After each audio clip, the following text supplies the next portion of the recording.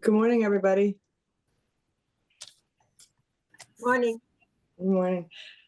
So for those watching at home, this is the Capital Improvement Planning Committee meeting. It is Saturday, March 2nd, 8:30 a.m. And this meeting is being broadcast on Foxboro Cable Access and being recorded. I will read the notes from the agenda that the chair reserves the right to call items on the agenda out of order. The times that are listed are approximate times, and we may get to them earlier or later than posted. The listing of items are those reasonably anticipated by the chair, and we haven't added anything on 48 hours in advance. Not all items might be discussed, and some things might come up that we didn't anticipate. We did not receive any questions. I just checked with Brandon. We have not received any questions. And to watch this meeting on Foxboro Cable Access, it is government channel 22 and 38 on Verizon, 22 on Verizon and 38 on Comcast. And you can also stream it live. So we do have to do roll call votes since we're on Zoom. And I will start off with the minutes. We have CIP minutes from 12/7/23. Do I have a motion to approve them? I'll make that motion to approve. Do I have a second? Second. Dennis seconds. Okay, we'll do a roll call. I'll start with Amy. Aye. Dennis, Aye. Chris. Aye. Who else do we have? Is Mike Brown here? I'll vote aye. I don't see Mike Brown. I know he was, so we, just to note, we are waiting for Mike Brown, but we have 4 yeses, so we'll continue on with that. Those minutes pass. So to keep going, we're going to hear from the Director of Land Use and Economic Development. Oh, that's me, about our next item. So we are going to be talking about master plan update. So I'll do just a quick presentation on that. In 2015, well, I believe the master plan was started back in 2012. The last master plan took several years to complete, and it was finalized and approved by the planning board in 2015. Under statute and sort of planning practices, every 10 years there should be an update. And so last year I did put this, I did reach out to several consultants and learned that the cost, even for an update, is $200,000. In particular, these days, it's because the outreach is tremendous. You know, you really need to, in fact, we saw that with the current master plan. People do complain that there wasn't enough community involvement. So one of the things that would be involved in this next round is an extremely robust outreach and community involvement. We have seen a lot of changes. The last master plan was focused heavily on the casino, which, you know, ironically, that went away pretty quickly, but it was a big data point on the master plan. So this time, given all the changes with housing, with Uptown, with where we are, we would want to do quite a robust engagement. So for that reason, I put in $200,000. The good news is I did get a grant for $50,000 of that. So I can reduce that request, and I think that'll help down. And there's a chance, I'm willing to hedge a bet here, that I also got a $50,000 grant to do outreach associated with the MBTA communities. And however, Brandon assisted, we went out for procurement twice to find an outreach, sort of a marketing planning outreach firm to help us, quote unquote, sell the MBTA communities so that we could show that we did everything we could. And we went through 2 rounds of procurement and did not get a single respondent. So in my mind, that means I can use all of the money for the master plan, but I will caveat that by saying this is relatively new and I haven't yet received confirmation from the granting authority that I'll be able to do that, but I am sort of planning on using the money for the master plan. So I could, knowing that we have more requests than we do money, I could reduce my request to $100,000 in order to sort of make it less onerous to the town. And then we could get our master plan done, and the state would be paying half of that. So I'll entertain any questions at this time.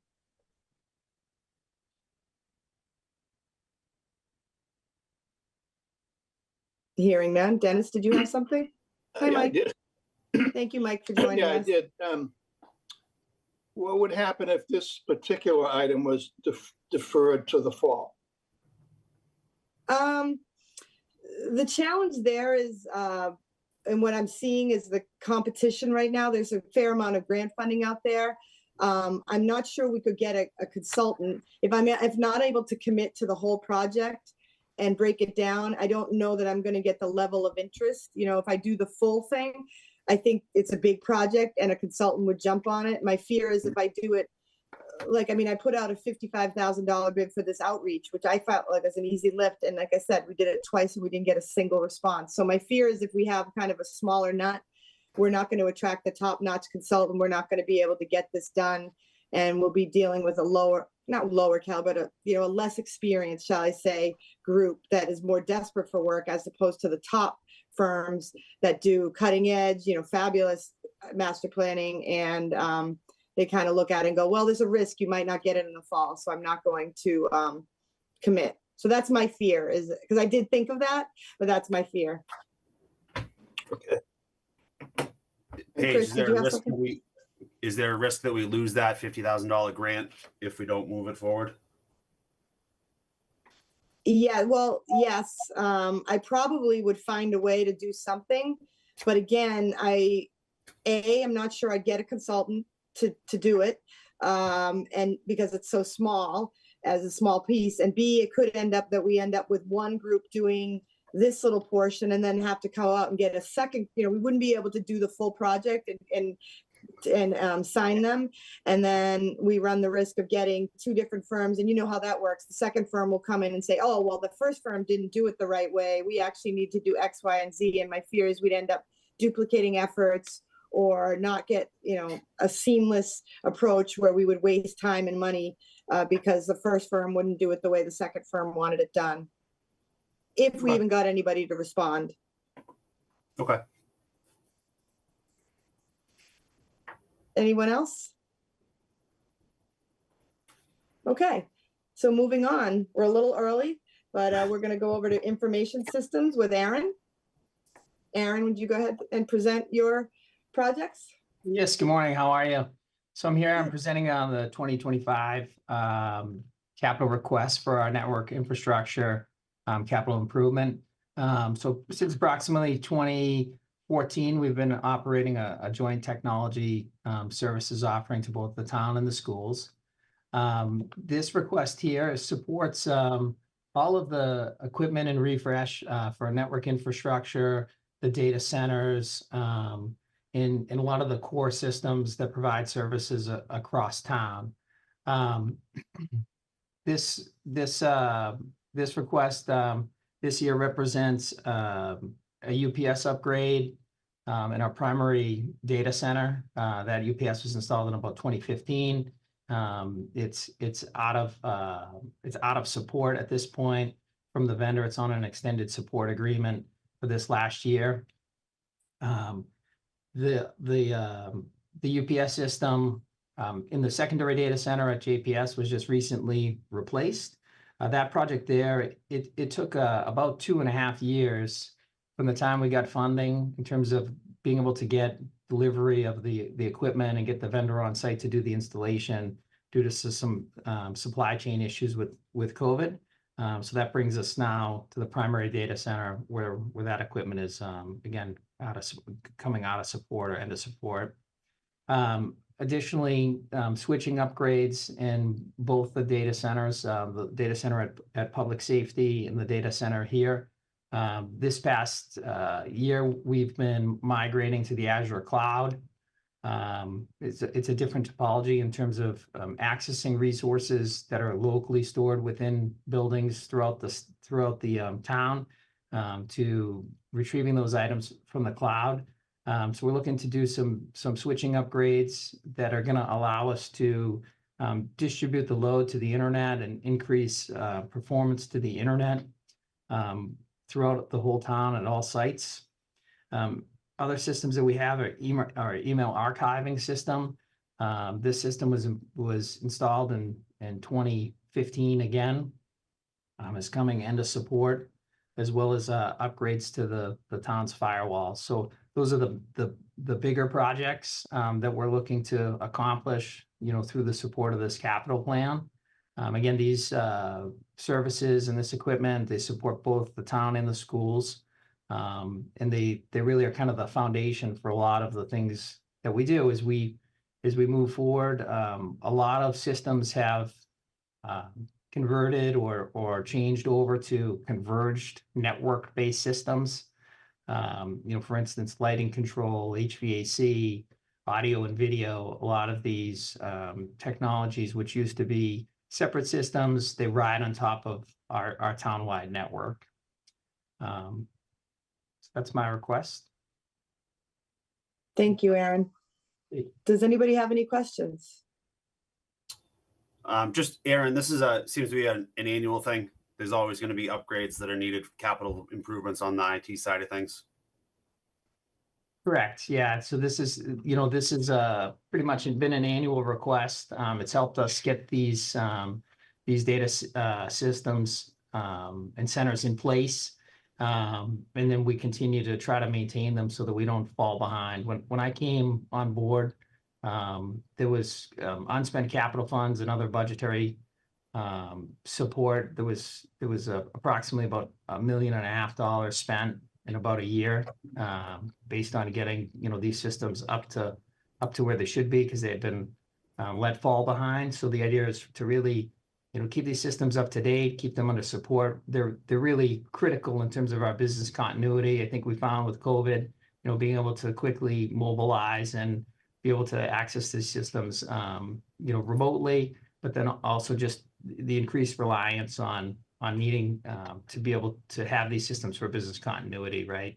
If one of these systems goes down and anywhere through the town, whether it's supporting the SCADA system or supporting schools and learning, or supporting town hall operations or receipt, for instance, of electronic payments or online permits, they're critical. So trying to keep these systems up to date, and then for business continuity reasons, but also not so that we're not falling behind and having a big capital outlay or need all at once. It seems like 2015 that we've had a long time. I mean, do you typically get that long? Yeah, we've done a pretty good job in terms of the value engineering we do around equipment, being able to keep this equipment in good service, in good support, making sure that we're speccing the right equipment and working with the manufacturers to keep it under support as long as we can and serviceable as long as we can. So we've done well. It's not always the case. I think what we've seen with COVID is a lot of manufacturers have they've slimmed down their product offerings, right? And, there used to be a widget for everybody, right? So now, manufacturing and a lot of the manufacturers are focused on the product lines which are most profitable or most popular for them. So there's definitely limited offerings. For instance, like with the UPS, there used to be 5 or 6, still several vendors, but 5 or 6 vendors that we would deal with, or manufacturers that we would deal with. Since then, there's been a lot of acquisitions and mergers, and there's one vendor really that's absorbed 5 or 6 companies, right? So kind of limiting the competition in those areas, but we still do our due diligence to try to make sure we find the right equipment that's going to give us long life cycles.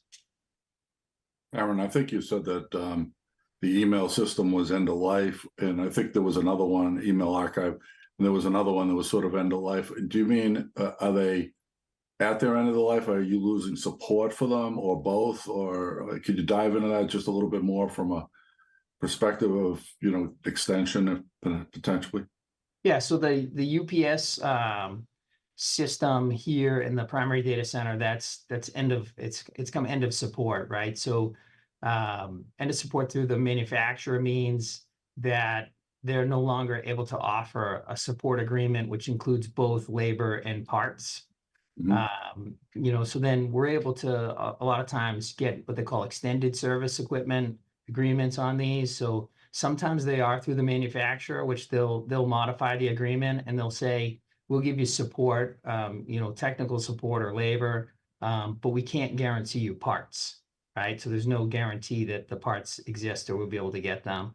Or in some cases, they'll say, we don't have the expertise any longer to support it, so we won't give you support, but we'll give you parts, right? Because they might still have parts, available. And then other times, we're able to go to third-party companies, which work in the secondary market, and they have parts, right, that may be refurbished or refreshed through refreshed equipment, and they may be able to provide us with support. So in the case of the UPS, we have an extended service agreement through the manufacturer, which is support and its best effort in terms of parts, right? And that ends when? What's that? And that ends when? That's in Aaron? place. That's in place this year. And we should be able to renew that for one more year. Again, the other thing is with these types of agreement is they're even though they're at sometimes offering less of a service, right? They're at a premium cost, right? So, you know, also incentivizes us to replace this type of equipment. Yeah. The email Oh. system we just migrated that into the Azure cloud. So that wasn't one of the systems that I spoke about, but I did talk about the email archiver. Yeah. So the archive system that was purchased in 2015. That's the system it's used. It's used to archive business records, emails that are considered business records. We use that for public records. We use that for if there's any need to do any discovery around email for civil process or other Mhm. types of requests as well. So again, those systems, being under support are important, right? Because they're critical for us to have up and running, and if there's an issue, to get them up and running as quickly as Yeah, I possible. don't debate that. I'm just trying to figure out when it was ending, when support ends. And Oh, okay, yeah. That- So we're in extended support. on both. Yeah. Okay. So I'm Thank working, working with those companies, right, to just project out how much longer we'll be able to stay, in extended support. So like the UPS at Public Safety was in extended support for over 3 years, actually, while we were working to get that system replaced.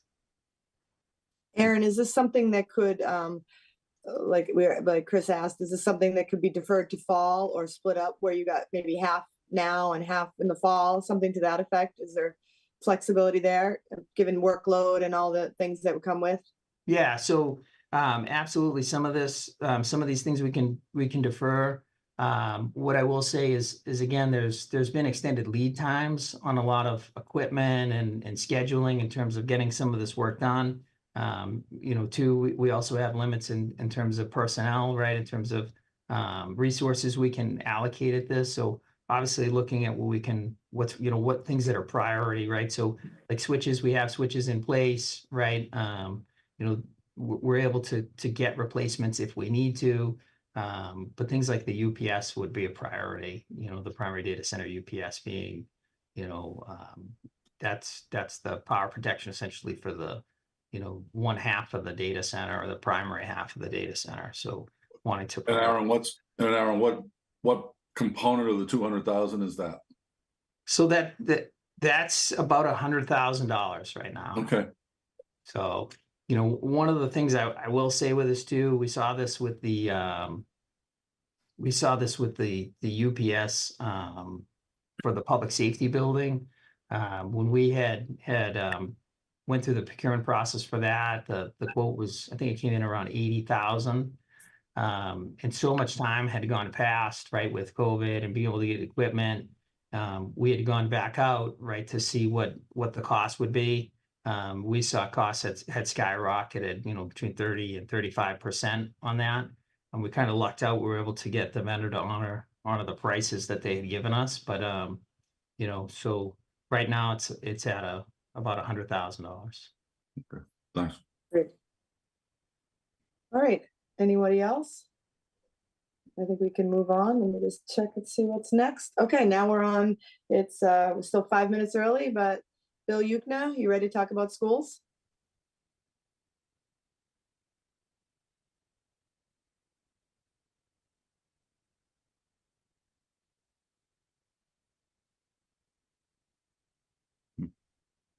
Are you going out of order with the agenda here?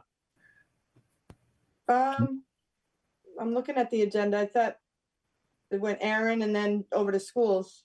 Yep. Okay, Did he? okay. I was looking at the other spreadsheet. Oh, yeah, no, I'm going by the agenda.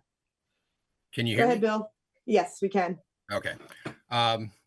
So we have 3 items on the request list. I did just send Marie a copy of spreadsheets on 2 of the items that she could potentially share with you guys if you get into discussions on it. The first one being the computer equipment. That spreadsheet that we sent you basically shows you our inventory for all of the equipment throughout the schools, including our portion of what's in data centers and switch gear. And that inventory comes out to $5.2 million worth of equipment. The useful life on most of this equipment ranges anywhere from a low of 4 years, which would be our laptops, to a high of about 10 years.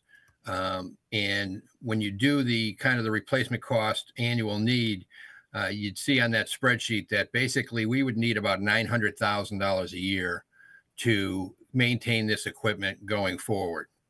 We obviously got a huge boost when we bought all the equipment using the ARPA funds and the ESSER funds, but that's obviously long gone at this point in time. So this is why, even though it doesn't satisfy the need for what we have at this point because of the laptop replacement, we are asking for an increase to the $350,000 number. Basically, just to replace about 280 of our 2,800 laptops would cost us about $308. And then we obviously have equipment that gets damaged, especially with our student side of things.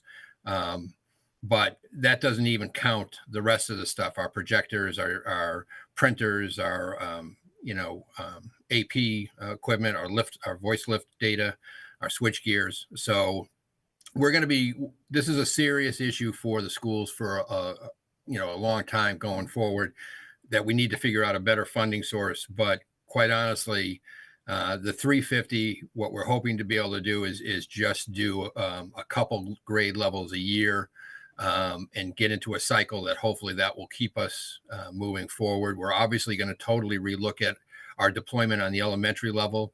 I don't think we would have gone to a 1-to-1 on the elementary level had it not been for COVID, at least K to 2. So we're definitely looking at how that deployment looks so we can cut back on how much equipment we have out there. But as far as middle school and high school, that's become the standard with all of our curriculum being based, or being not based, but being on technology so that they can access it. The second thing is our buses. Again, I sent you a list. It shows that we have 23 77 passenger buses, 6 of the mini buses, which are used mostly for our special ed and have wheelchair capability. We did some upgrading on the mini buses over the last couple of years, so we're okay there for this year. But we are in a typical replacement cycle of 3 a year. I'm going to cut this one down for you to 252. And the reason we're going to do that is that we have switched in kind of cooperation with the DPW's maintenance bay, supervisor to a gas-powered vehicle instead of a diesel-powered vehicle. Almost half our fleet is gas now. Diesel really is great if you're going to go 250,000 miles or more. In 10 years, we go about 100,000 miles. So there is no technical need for a diesel engine. And diesel engines are much harder to maintain. So the gas engines have been a much better product for maintenance purposes. There's a problem since COVID with getting gas engines. We were very fortunate last year. We were able to pick up 4 of those gas engines, 2 for the year before and 2 for this year. And there's a 5th one that they ordered of our spec sitting at DADCO in Connecticut. That we can buy right now. So what we're going to ask is that one bus be moved from the FY25 CIP to the FY24 article that's at town meeting so that we can immediately buy it and lock it up. We will not see another gas engine offered to us until mid-year. And at that point, we would like to buy one of the new ones so that we can test it out and see how it works compared to what we've had. And that's why we're dropping the 3rd bus. It's not that we don't need it. We're not going to get it timing wise all that well, but we do really need, and the only reason I'm asking for the funding is because the second they make those available, you get into a line of how long it's going to take you to get it. We actually had to wait over a year for a set of buses to come in at one point here. So, but I can only commit, obviously, if I have the funding available to us. Third item is our copiers. We run a fleet of copiers throughout the buildings. We've actually been able to cut down, and so we've been doing a little bit better. This year we only got half of the copier money, and we've been able to make that work because of a little bit of a reduction in how much copying we're doing. And actually, Aaron right now is working on a process of moving all of our printers to our copiers so that we eliminate our printer fleet, which will probably put a little bit of a bump up in the copier count. However, it's a cheaper product to run, a printer versus a copier. I mean, a copier versus a printer. And it eliminates a lot of cost, again, on that technology side that we were, trying to look for ways to reduce how much technology we have to buy. There's a lot of printers throughout our district that if we can get rid of those and get down to just the copiers, we can save money. So that's why we're looking for the 4 copiers again this year. Thanks, Bill. Do you, I think this will be my question, copying Chris, do you have an idea of if we were to do, I know you mentioned FY24, is there anything that could go to the fall? Do you have a preference of if we wanted to break some stuff up, how that would look for you? I wouldn't have a problem breaking up the full-size bus if it goes to the fall, because I don't think I can order it much before that. So I need the first full-size bus at 126,000. I might be able to get that down a little if we do it under the FY24 CIP, because I can take it right now, which will reduce the interest charges that they have on it right now because it's floor planned. And then, like I said, if we got the other money in fall and they open it up late fall, early spring, I'd have the money resources so I could order that second vehicle. So that would be it. As far as the computer stuff, we do most of our work during the summer. So having that ability to buy the stuff now, and as it is, Aaron's had to hold back on some of our CIP purchases for this year, just so that we'll have enough to do what we need to do this summer by combining the 2 resources. So that one's kind of critical to us. If you wanted to split the copiers 50-50, again, I'm a little concerned about that just because we're taking on, for the beginning of school, eliminating all of our printers. And that's going to be kind of an interesting conversation with the unions kind of backing us on it. But there's going to be a lot of complaining because they're coming out of all the classrooms and throughout other areas. And so we don't need any hiccups in our copiers at that point, because that's going to be where we're pushing everything. Great. Yeah, and we're only talking 40,000. So, I mean, you're talking 20, so small potatoes. Bill, Anybody else have suggestions? help me understand the bus structure. You have 28-9 buses. I remember the exact number. And you're talking about buying a new bus, but you're also talking about buying engines. What's the kind of mix? I'm not familiar with it at all. We're a full bus replacement versus, I assume you're putting an engine. No, I'm sorry. I might have confused you on that. No, we went from buying buses. When I first got here, all the buses we bought were diesel engine buses. Okay. Buses typically last us about 10 years. And the problem really is the undercarriages rot out in that time frame, up here in New England, at least. Yeah. So when we get to our 10-year mark, really the mechanics are underneath them, starting to warn us about, major concerns that way. And quite honestly, we've had the DOT, because they go climb underneath these things and check everything. So we've basically found that the 10-year mark is where we can make it to. The switching to the gas engine basically was something that we came to an agreement with the DPW, just from a service point of view, and from the fact that we don't use the diesel to its capacity anyway. Okay. So you're taking a diesel engine out of a bus before it's is that what it? No. So we're trading in diesel engine vehicles, and we're buying the gas engine vehicles on the new side. Okay. All right. Okay. Thank you. Part of the issue with that, Mike, was the gasoline engine buses we were getting. They shut down production on that engine style and redesigned the gasoline engine. So we're in a spot where, like Bill said, we have probably a year or more where we're not going to be able to order those gasoline engine buses because they're not producing them right now. So the last time we ordered them, they the supplier ordered an extra bus in our spec that's on their lot. They're ready to sell it to us if we can get the money out of this fiscal year's budget. So what Bill, I think, is proposing is that he takes that out of FY24 funding and buys that as soon as we get through town meeting in May. And then when the new gasoline style engine starts up in production, we will have funding to buy at least one of those buses so that we can see what it is, how it compares to our existing fleet, and if that's something we want to keep moving forward with. Okay, got it. That will So- put us behind one bus in our normal replacement. But, and I've talked to Adam in the garage and said that basically, you know, because we could buy a diesel, we could buy 2 diesels right now.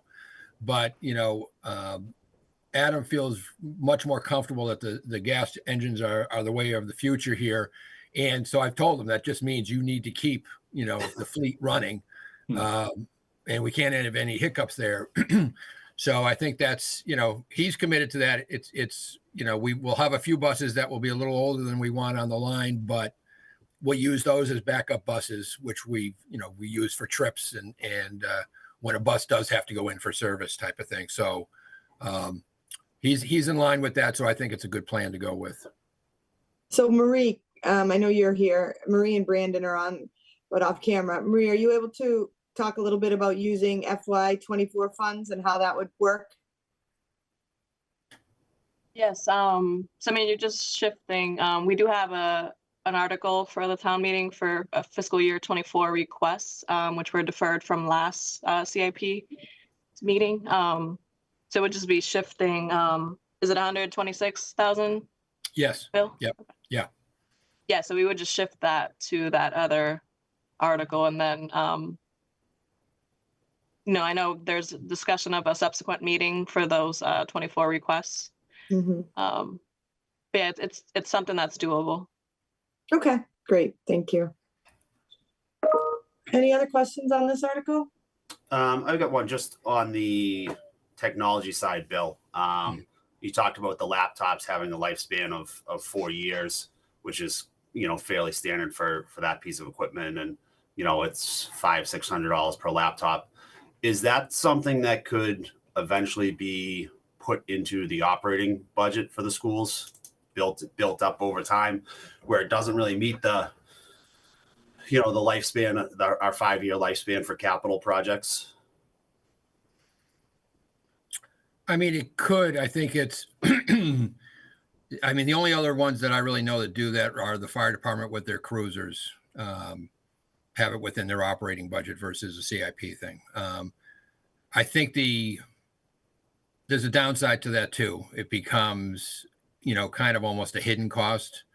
And with CIP being what it is, I think the community needs to really see that one separately on a regular basis, because, you know, I could see, like I said, this thing growing over time, and I want people to either accept or not accept where we're going with it, and not have it be part of a, you know, $40 million base budget that, you know, kind of gets lost. So that would be my thing. The other side of it is typically, I know what you're saying, 5 years, but it's also, you know, when you lump together the purchase of one thing, it's well over the $2,500 number. So it's a massive number. I just think it really should be on its own. In terms of the you know, financial implications, in terms of the laptop refresh, we project, you know, it's about 3 grade levels a year plus a percentage of staff machines. And we're somewhere in the range of probably around 400 to 500,000. You know, just you know, if we were to be meeting our need in terms of where we're at with the laptops. I mean, obviously, you know, we do at the elementaries, you know, our projected lifespan for this equipment is 5 years. At the elementary level, we'll probably realize that. It does take quite a bit of maintenance, both, you know, preventative and ongoing maintenance that we do. Like, for instance, batteries, right? You know, we're seeing that the batteries, you know, some have lasted 2.5 years. And then at the elementary level, we have them in charging stations, which are designed, right, to extend the battery life there. You know, we're seeing upwards of the 5 years of battery life, you know, in those units there. So, our intent is to keep the machines, going for 5 years. But what we're finding out, especially, through COVID, a lot of the machines were in people's homes, right, for a number of years, right, with different ability to kind of monitor inventory and care, do maintenance on them. And with damage, right, that's challenging to some cases to get to the 5 years. We've seen about 20% of the fleet, incur some type of damage, right? That, it's really borderline in terms of repair versus replacement. We've been able to do quite well with repair. We are a Lenovo service partner here, so we're doing our warranty and service work here in district. We've been able to take advantage of that in terms of keeping the machines up and running, but the majority of the equipment will come off warranty this April, May time, in which we'll be moving to kind of a secondary source for parts and things like that. So, it's definitely a significant cost, right, in terms of maintaining that equipment and that program, really. Okay, anybody else have any questions? All right, let's move on. Chief Grace, you're up next.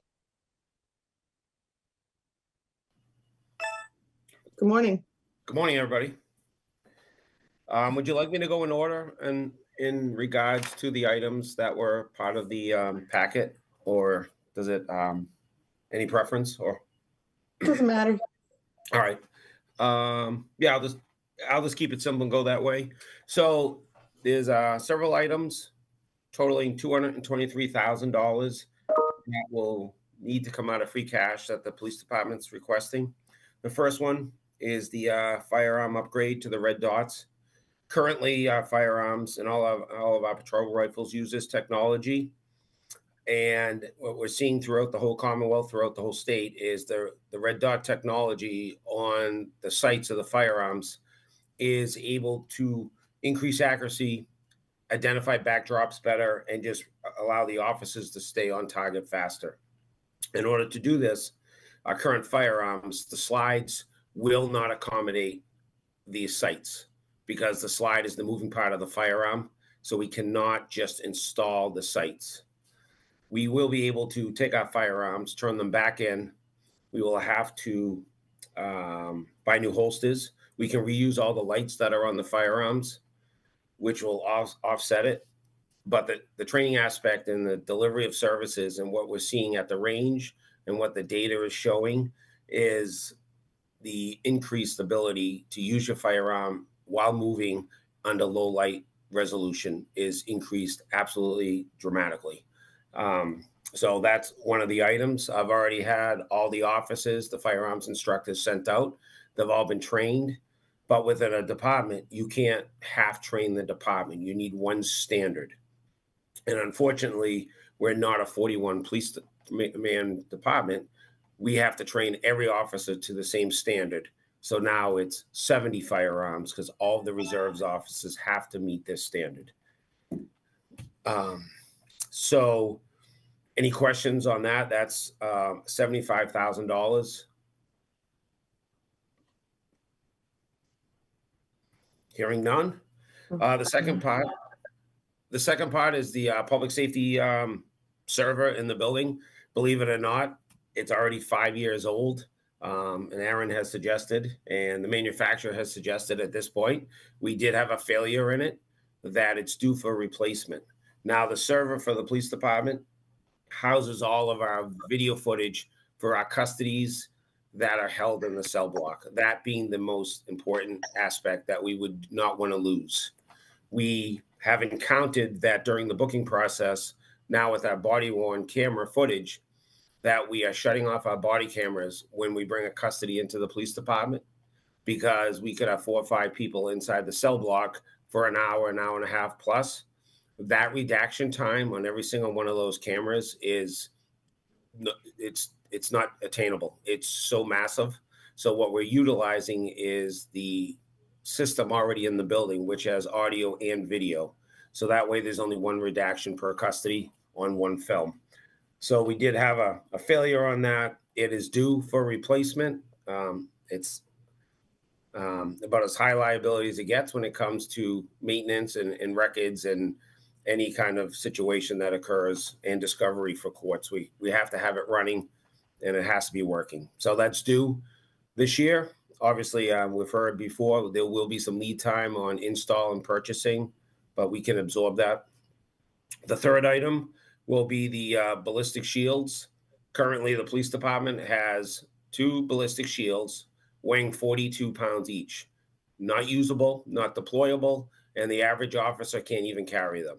They're really designed for a SWAT operation, somewhere where you're stagnant, where you're in place, maybe a hostage situation, but you're not able to deal with any kind of threat, ongoing threat, and not deployable.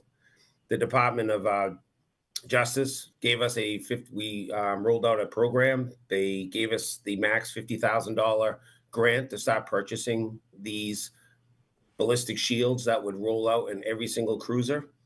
And the additional $62,000 will give us one in every single car.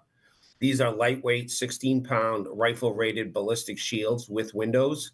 So when you're going down a hotel room or you're going to, any other business building into a residence, you're able to carry this, look through a window, and if there's a threat, you're able to advance on the threat. It allows every officer to still hold their firearm and carry the shield at 16 pounds. And we've also sent out 9 officers as instructors have already been sent in conjunction with Northeastern University. This will and is the future of policing. The shooting in Uvalde showed it. 3 officers went to engage an active shooter who had a rifle. They shot rounds down the hall. They retreated. They had no tools to close the gap to end the threat. This tool is in their cruiser. It can be deployed over the side of the car for protection. And it isn't just used when there's an active shooter. We get many, many single calls where we have hostile people. It can be used as a de-escalation tool for combative people who are fighting. If they have knives, it allows time and space to be created. And hopefully we don't have to use less lethal. Any questions on that item?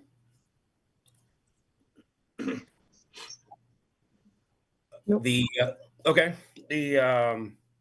The Polaris vehicle is funded through the police revolving account. So it's essentially a no cost on the free cash item. This is to complement my team that's up at Gillette and around the community. We live in New England. The inclement weather limits sometimes our deployment of bicycles, and this would be added to the team. The last 2 items are the body cameras and tasers. These are already pre-approved purchases that have just been spread out over a CIP, over 5-year payment plans.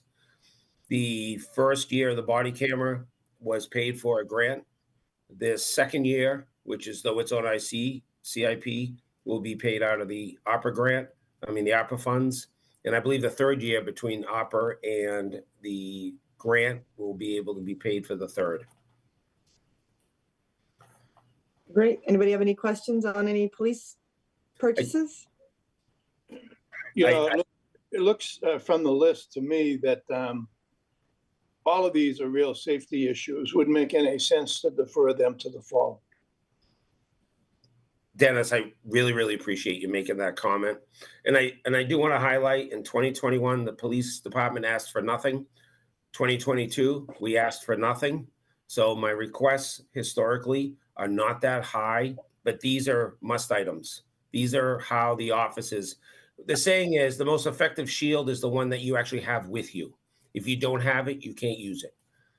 So I really ask this committee not to look at it and decide, they're not important. They are important. This is how we deliver our services and how we keep the offices and the community safe. Great. All right, on to Chief Kelleher. Chief Kelleher, are you on? I am. Can you hear me? We can. Okay, excellent. I'll roll right into it. In no particular order, the first thing, much like my partner over there on the blue side, we're looking for replacement of our utility vehicles that we use in the stadium. We're looking to do a little upgrade with those. It's almost like a mini ambulance or a micro ambulance. One of the issues we have, again, inclement weather, as time's evolved with our operation up there, the need to have a patient in an enclosed compartment, especially when it's snowing or pouring out, carrying people around in the back of golf carts or Polaris Rangers in an open environment. Number one, doesn't do much for privacy, but number two, doesn't makes patient care very difficult. We could also use it around the community. One of the things that both Chief Grace and I have been doing is evaluating the fees that we charge for such vehicles. And we've done a reclassification of some of those fees, and this vehicle would be able to recoup the costs over time by charging a nominal fee for its use. So proposing to fund that out of ambulance receipts. So I think that's a decent investment. Second thing on the list is the engine and the ambulance payment. I believe this is payment 4 out of 5 for the engine and ambulance lease payments that we did. Still haven't received those ambulances. I'm hoping to get one next month, but I think that's been about 3 years that we're waiting on those. So still continuing with the supply chain issues. But like I said, that's probably lease payment. I think it's number 4 out of 5. So we'll be off next year with the final payment. Car 24, that's the vehicle that Deputy Chief Tom Kenvan uses. I believe it's a 2016 Ford Expedition. It's got about 75,000 miles on it. It's starting to really show its wear and tear. I actually have my mechanic on too, if there's any real technical questions. Owen, are you on? Yep, I'm here. Okay, great. So that's a standard replacement. I think we're starting to see some relief in the ability to get vehicles. At least it's not years, it's more months, but I think it's still an issue, but not as big an issue. It seems like we're recovering. Would you agree with that, Owen? Yeah, I think we're starting to see the backup relieve. Still have some issues getting parts, but overall it's improved. Okay. Then we kind of move on to the public safety building. So those are fire department requests. Department 235, the public safety building. Again, in no particular order. The camera system. So it's kind of just ongoing. There's a few things that we need to do with the camera system to just enhance it. There's technology changes as technology evolves. The camera system get as part of the security system of the building. The desk officer that sits in the station monitors the system to make sure that there's no activity around the building, so it's part of the security features. The second is the police locker room expansion. I don't know if Chief Grace wants to talk to it. I can kind of give you the highlights. I think I can take that one. Essentially, when they built the public safety building many years ago, the staffing ratio for women in the police department was extremely low. I think we had maybe one woman, and we had several female women dispatchers. We don't have the dispatchers anymore, but the police department has worked tirelessly to diversify, and we have 3 times that. We have 7 women working for the police department, and plus the ACO officer. So the 1 shower, 1 stall locker room has no more capacity in it.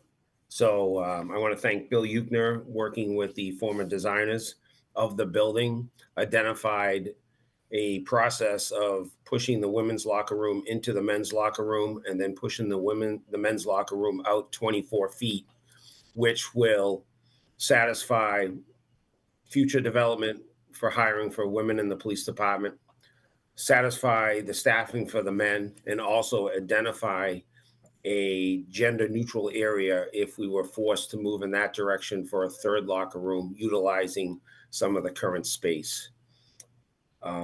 And with Bill and Tony and Carl, without sending it out, them having their contractor licenses, they've been doing the legwork to get the bids and have identified that they can get this done almost half the price for what some of the bids came in are at $750,000.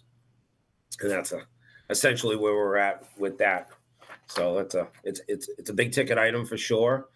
And it's hard to believe that we're discussing expansion, but the building we're moving and we're growing and we're diversifying. And it was just when we built it, we didn't build it with that into account. Great, thank you. Bill, do you want to add anything, or do you think Chief Grace covered it all? I think he's got 99% of it. I think the one thing that we would do is we would also upgrade the lockers from 2 foot wide to 3 feet, just because of the equipment that the officers are required to carry now. Really doesn't even fit in their lockers anymore. A lot of it gets left around on the ground and on the floor. So that would be part of the upgrade. And quite honestly, it's almost 75,000 of that number is, 10% of it's just in upgrading the lockers to be able to do that. And as he said, I think this is a perfect process, as we did with the concession stand at the high school, where we built it internally. We saved probably at least 50% on that. I think this is something we could easily do internally using our own licenses. We've already talked to on the purchasing side that this is an allowed way of going at this process. So we would basically subcontract out each of the phases and build it. We do believe or hope that it's under 750, but at this point, that's the safe number to work with. Does anybody have any questions? I had a question for Chief Kelleher. Chief, you said you were waiting for an ambulance to arrive. Are you down one ambulance now, waiting for that? Yeah. Yep, we're down one ambulance. We have 2 on order that we ordered just after COVID, and it's been about 3 years that we're waiting. So we're hoping for one next month and then one in April. Right. I always ask this question because of, ambulance response times and what's going on in the community with 2 hospitals out of service. So you need those ambulances. And I know you have some staffing requests that are before the advisory committee as well. So anything we can do to really maximize response time is something we ought to strongly consider. Do you have enough ambulance? I do. I appreciate I do. Dennis, I appreciate you bringing this subject up too. And I go back, Chief, to the dialogue at ICOM around the staffing. There's just to clarify my understanding, there's 3 ambulances in service? Yeah, right now we have 3 ambulances in service. In a perfect world, we have a 4th as a spare, because they go down when they come out for maintenance, and they they have, obviously they're high use vehicles, high mileage. So when they go down for service, we like to have a spare. We had that luxury, but with all the kind of jumbling around the fleet, we're trying to get back to that. I think once these 2 trucks come in, we'll be back to that. But yeah, we're trying to maximize our staffing after when hospital closed. We really saw the need. I know you had statistics on in AdCom. You had statistics, and I think there were like 70 times in the first 30 or 40 days that you had all 3 trucks out, and you were looking for heads. And that was the one question I had in the backup: is if you needed more staff, would it do any good if you didn't have another truck? No, we'll have the vehicles. It's the staff that we don't have. Okay. I have one other separate question. Are the camera systems for police and fire totally independent of each other? No, all one system. They're all one system. So I have one of my ancillary duties is I have the years ago when we moved into that building, the police chief took dispatch and the fire chief took the maintenance of the building and the custodial staff and things like that. So we that's why the request is under me, but we share a lot of that stuff. Chief Grace and I work together on a lot. We share a lot of the systems. Okay. So that's one of them. I was assuming that hearing Chief Grace talk about the camera maintenance and turning the body off to go to but I wasn't clear on that. Thank you. Just to clarify, there's 2 components, 2 requests. So one is for the storage system, the network video recorder. That's a system that stores the video footage, from the cameras in the building and at the JPS facility. So that's the system that the police chief was asking, for support in terms of capital funds to replace that system. That system's going into year 6 at this point. Again, we take a similar strategy with these systems as we do other systems. We utilize a manufacturer's warranty, and then we go into extended service agreements with these systems until we're no longer able to do that. So that's the one component. And then the second piece, which Fire Chief Kelleher was asking for in terms of the public safety building is to add some additional cameras, to the building, and in some cases replace some cameras there that aren't accomplishing kind of what our goals are for them. All right, Chief Kelleher, do you have two more, the trailer and lifts? I do. So the next thing is we and as many of you may or may not know, we began a endeavor a couple of years ago. We're always looking for alternative funding sources and ways to raise capital, to provide relief to the taxpayers. So this program that we started with, our lead mechanic really has taken off. To be honest with you, with all the issues with the workforce and COVID, fire trucks are a real specialty, and it's extraordinarily difficult to get people to work on fire trucks. The labor market just doesn't support it, and there's not a lot of people that there's such specialized vehicles. So we've been fixing other communities' fire trucks for a couple of years now, and it's really been successful. And so in talking with the lead mechanic Owen, we've kind of been strategizing on how we could most cost effectively continue to grow this service. And one of the things he came up with a bunch of options. One of the things we really liked was there's a trailer that we could go out and go to other fire departments, do the maintenance in their station, and keep our apparatus maintenance bay open. So there's really two, and Owen's much more eloquent and articulate when it comes to describing the nuances of apparatus maintenance. But we have we have maintenance and then we have repair.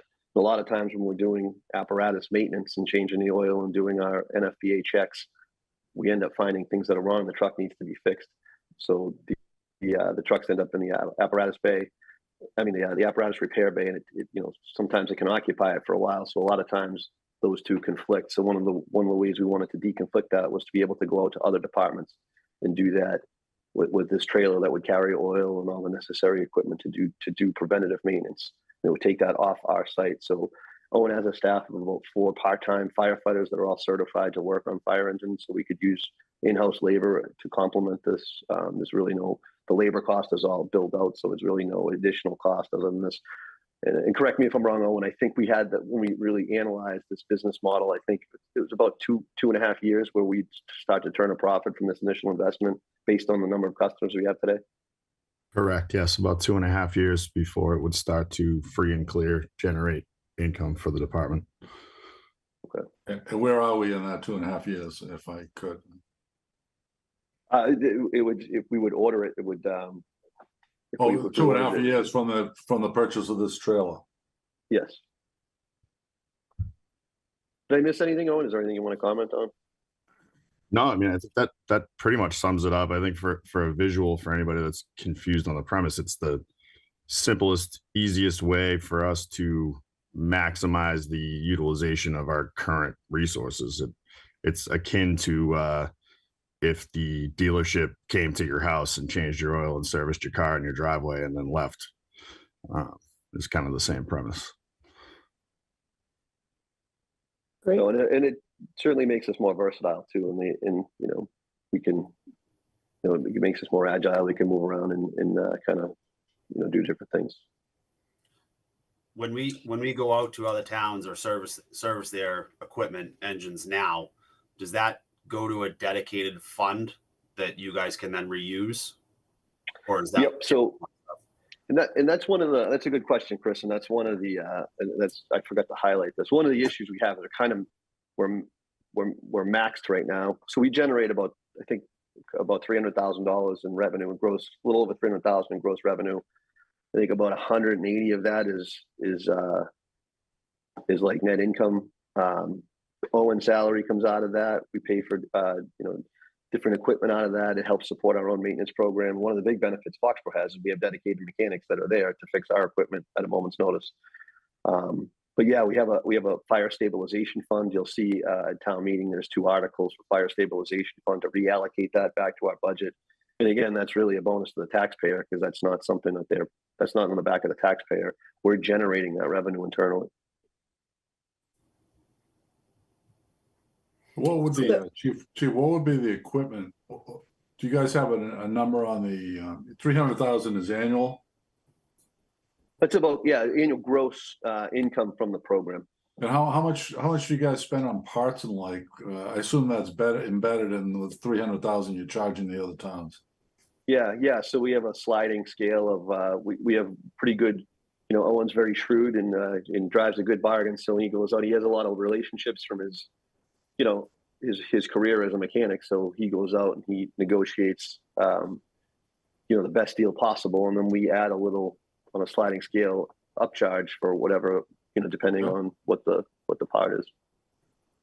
But you could probably describe it better. Of the 300,000 is a 200,000 worth of you need to buy parts. I'm trying to get the cost. You're paying for your own salary. You're paying for some of the other salaries. Trying to understand the underlying. You're paying for. I assume you're paying for oil and whatever components are broken or need to be repaired, replaced on these trucks and like. And I'm trying to get at what that number is annually out of the 300,000. Sure. Oh, and you're much closer to this. Yeah. I'd say that we're forecasted to end up at the end of fiscal this year with a 300,000 gross revenue.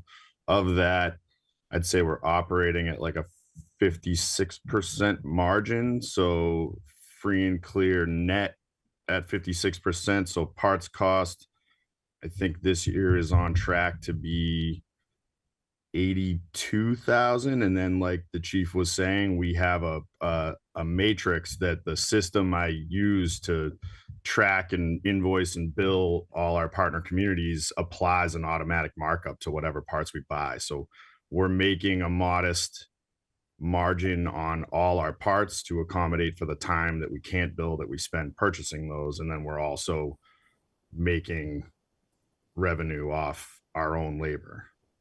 Got it. Okay. Thank you. Why, just one question, why would we be using free cash then if we're generating those kind of funds, that revenue? We don't generate that much. There's not, after we pay Owen's salary and we just don't generate this investment would allow us to generate more funding. That's what we're looking for. We don't have the funds available in our fire stabilization account to cover the cost of this. We're kind of like I said, we're kind of at a standstill because we're limited by space, not by ability.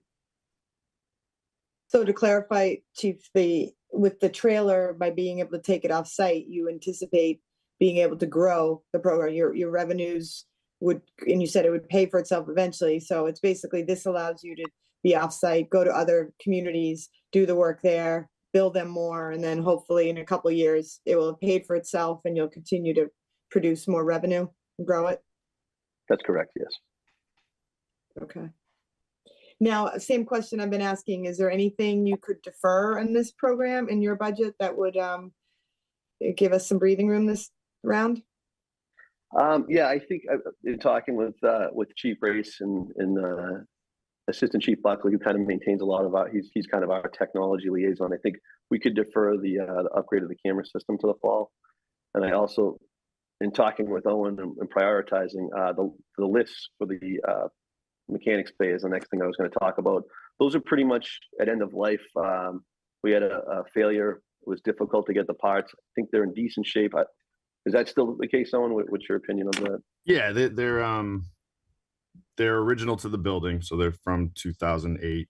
The department has done a great job of keeping up with them over the years, but we've been informed by our service company, who is also the manufacturer dealer, that they're becoming difficult to service and that this model is at end of life. But they have told us that we can get parts and an inspection on it for at least another year. Okay. So this is, the lifts really are, I mean, they might be able to be deferred, but it's absolutely something that has to get done. It sounds like you certainly, back to the last conversation we have, and on our own equipment, we can't afford to lose those lifts, and they must be replaced. Yeah, but I think we're pretty comfortable if we want to defer that to the fall to free up capital. That's fine. I think we can knock on wood. We've confirmed that we'll be safe through the fall, possibly another year, but that we will need to come back eventually. Great, thank you. Any questions? Yeah. Oh, and is that an in-floor lift or is that like? No, they're mobile post lifts, Mobile kind of like posts. Adam's using as well. Yep. Okay. Okay, thank you, Fire Department. On to Public Works. Chris, we're a little early, but that's okay. We have Lance joining us, it looks like. How Oh, you you doing, went on mute, everyone? Chris. Chris is gonna put up the slides, I think, for me. Great. We have Oh my we have goodness, quite a a bit of stuff. slideshow? So I put some slides together just kind of to go through it. Let's see. Oh, can I not Visuals share? always help.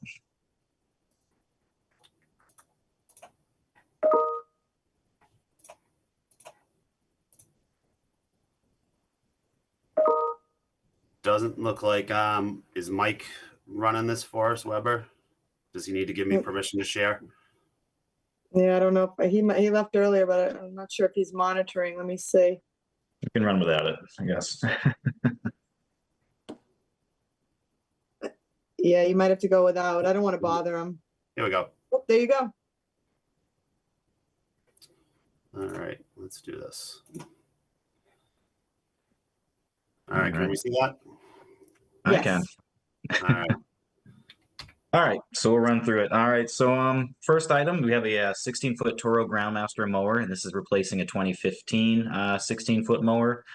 These things are, essential to our mowing operations. They cover a lot of area very quickly, and we have a lot of field that we have to mow. Unfortunately, the lead time on these things are significant. So you have 12 to 18-month lead time. So it's hard to, so this is something, it's difficult to really delay. This is part of our, normal replacement schedule, something we'd like to move forward. And they're not cheap either. They're about $165,000, but keeping those fields mowed and those, it's something we always hear about if we're not on top of. So it's something we want to keep moving. So I think that's it for that one. You want to next one? They got the grass sweeper here. This is actually a new piece of equipment, so not part of like most items where we're replacing historic items. This would be a new piece of equipment. This is in large part, for compliance to our stormwater management program. We used to just leave grass trimmings at the site, which you really aren't supposed to do anymore because of the, as those decompose, they contribute to nitrogen in the streams and water bodies. So really we're supposed to take those and collect those off site. Additionally, this will help with another historic complaint we've received from residents about odor, because as those decompose, they smell. So by now removing that stuff from the field, people won't have to be inconvenienced by having that rotting decomposition smell present with them. Next. All right. So a trackless, we're trying to, add essentially kind of replace a trackless. I think we were able to acquire a couple used pieces from the state, but these are very versatile machines. They help us, all year round with snow removal, mowing, sweeping. Unfortunately not, though they're small, they're not very cheap. It's about $235,000. But we're looking to get a new unit, instead of trying to, maintain the various used pieces that we have right now. This kind of helps us keep everything moving. So and they're critical pieces of infrastructure. I mean, because they're small size, we can access areas our larger machines can't, like sidewalks and tight to reach areas. This is a piece of equipment that our sidewalk plows used to be a track machine, and it was pretty much the only thing you used it for was removing snow from sidewalks. So these trackless units have been kind of a big item for us lately. They're, like Lance said, they're more versatile. Instead of going out for 3 or 4 snowstorms a year, we use these year round for roadside mowing.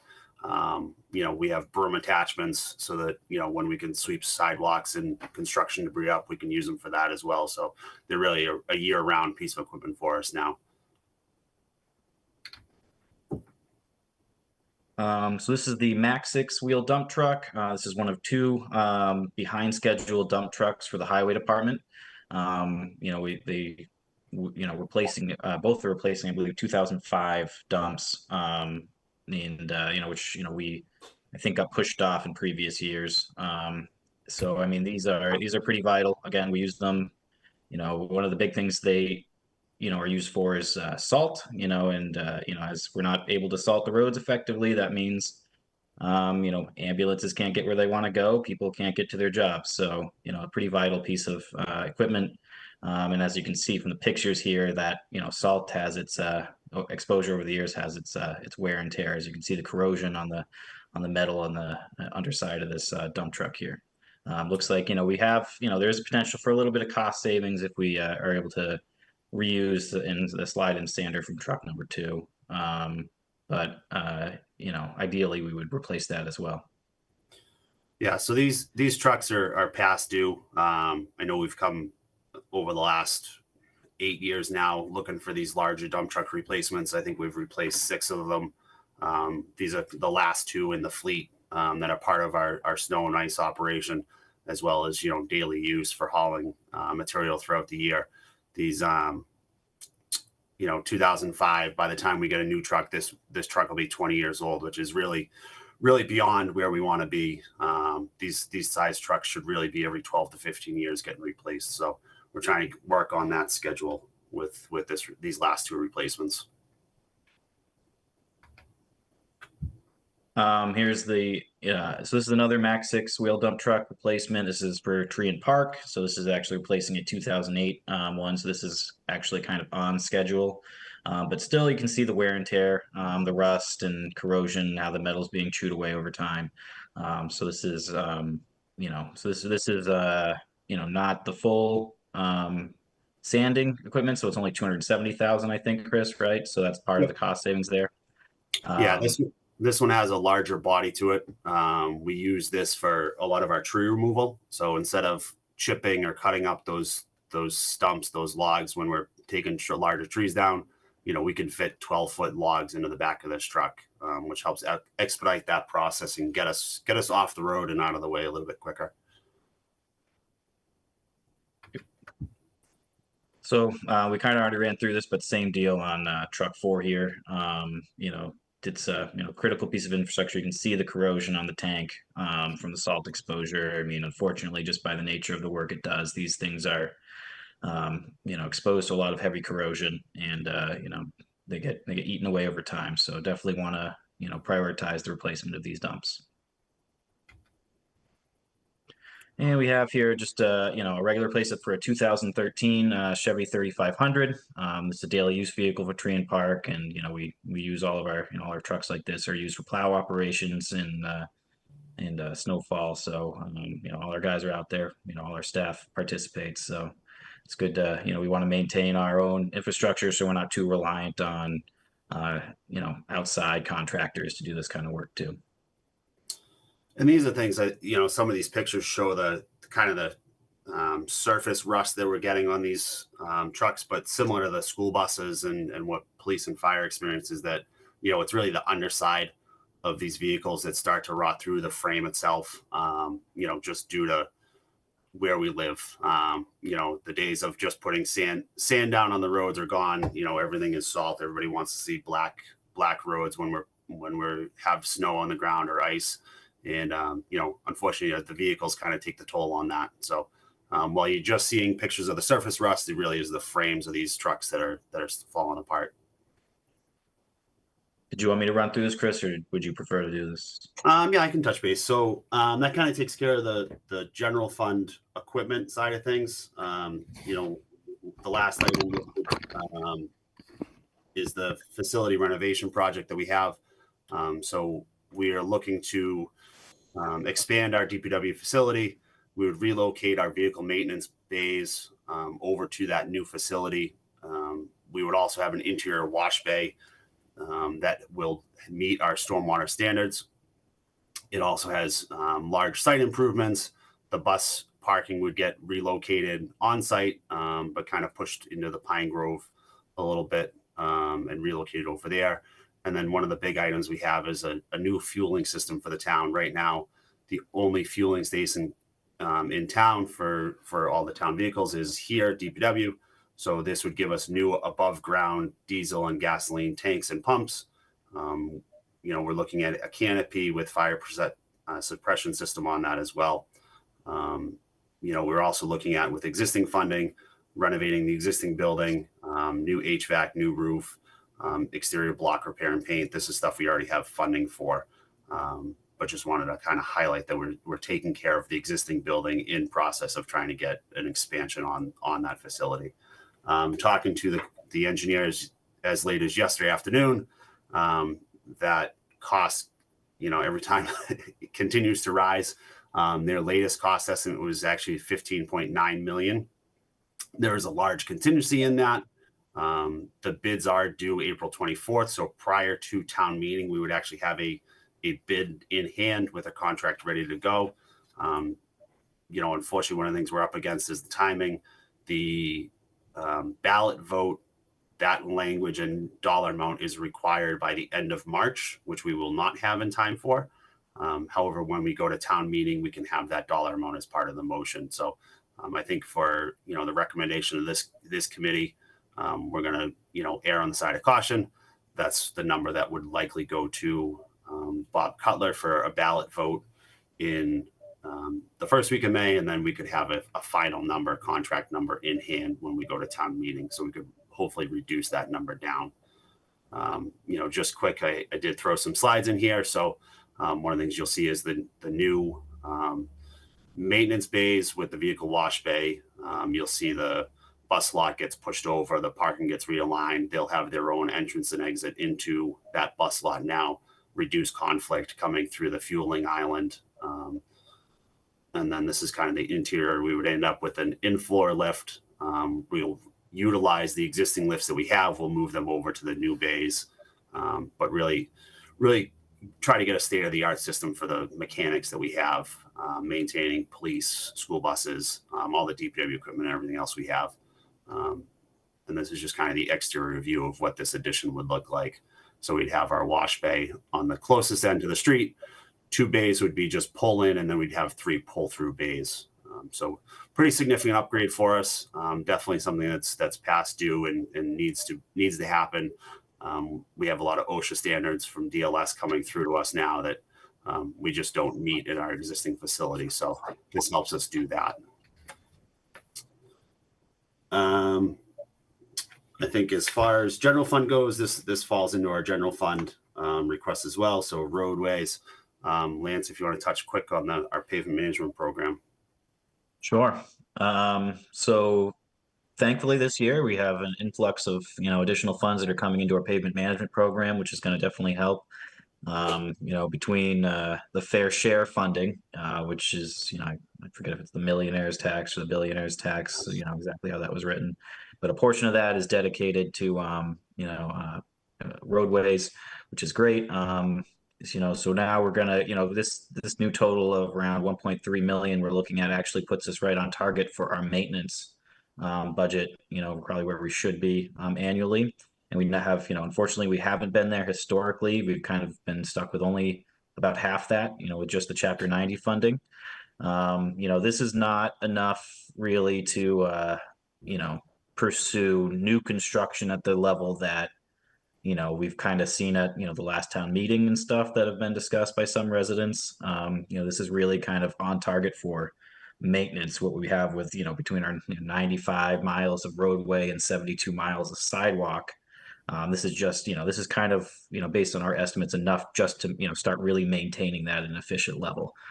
So, unfortunately to talk, new construction, that's a separate discussion. But so looking at the, coming up schedule, we got West Street, we're gonna, repave that. We tore that up, part of the water main project. So we got to get that repaired. Dudley Estates, Market, Rock Hill, Union, Shoreline, Bragg, Bourne, and Hollow. Then we have a number of roads that we're going to do some rubber chip seal, which is kind of an affordable, life extending, alternative that, roads that, are soon to be need to be mill and paved, give you another 10 years on that. As part of this project, additionally, we're going to be looking at reducing pavement to some extent, so we have, as part of our MVP process that we went through, and as part of discussions in terms of, expansion, we're looking for options to reduce impervious area in all of our pavement management projects from here forward. And that's really going to come in the form of mostly very wide roadways that, can be brought down to more conformance to the current subdivision standards. And, because what happens is, you have these old subdivisions built in the 60s and 70s and 80s that have these, massive right of ways, large paved area. And what it does is it impacts the environment. It also increases speeding, and increases our budgetary costs in the long term. So reducing those widths down will help us, from a budgetary standpoint, but also help, create safer neighborhoods. It'll create more environmentally friendly places like that. Additionally, the removal of duplicitous sidewalks in residential areas that, like something like Main Street, we're not trying to, it's good to have sidewalks on both sides of the road there, but on a more residential area, modern subdivisions, we're not really putting sidewalks on both sides of the road. So more in keeping with that, one sidewalk is sufficient in most cases. So we have to make a judgment call on what to do there. So that's something to kind of keep an eye on moving forward. It may come up in future discussions. So then the list of sidewalk reconstruction projects we have here that, so we are investing in our sidewalks, and trying to get those back up to a better standard. All right, I think that wraps up our general fund requests. We can pause there, or I can crank through the enterprise water and sewer requests if there are no questions at this time. Chris, on the facility build out, on the fuel side, what is the mix of throughout? You guys are fueling, I assume, all town vehicles, your vehicles, the buses. What's the mix? I remember going back to the conversation, I think, with Bill around diesel versus gas, and they're moving towards a more of a gas type engine structure. Is that true? Yeah, so we guys, or on our smaller vehicles, all our 1-ton dump trucks, utility bodies, we have moved those to all gasoline engines as well, similar to what the buses have been doing. Our larger trucks, those 6-wheel Mack dump trucks, the fire apparatus, we're just not going to be able to get away from those diesel engines on that equipment. The split right now, we have two 10,000 gallon tanks, one for gasoline, one for diesel.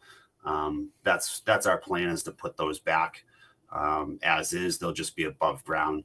Part of the issues with the underground tanks are they require they actually fall under the underground storage tank requirements through the state. So we actually have to do testing on those annually.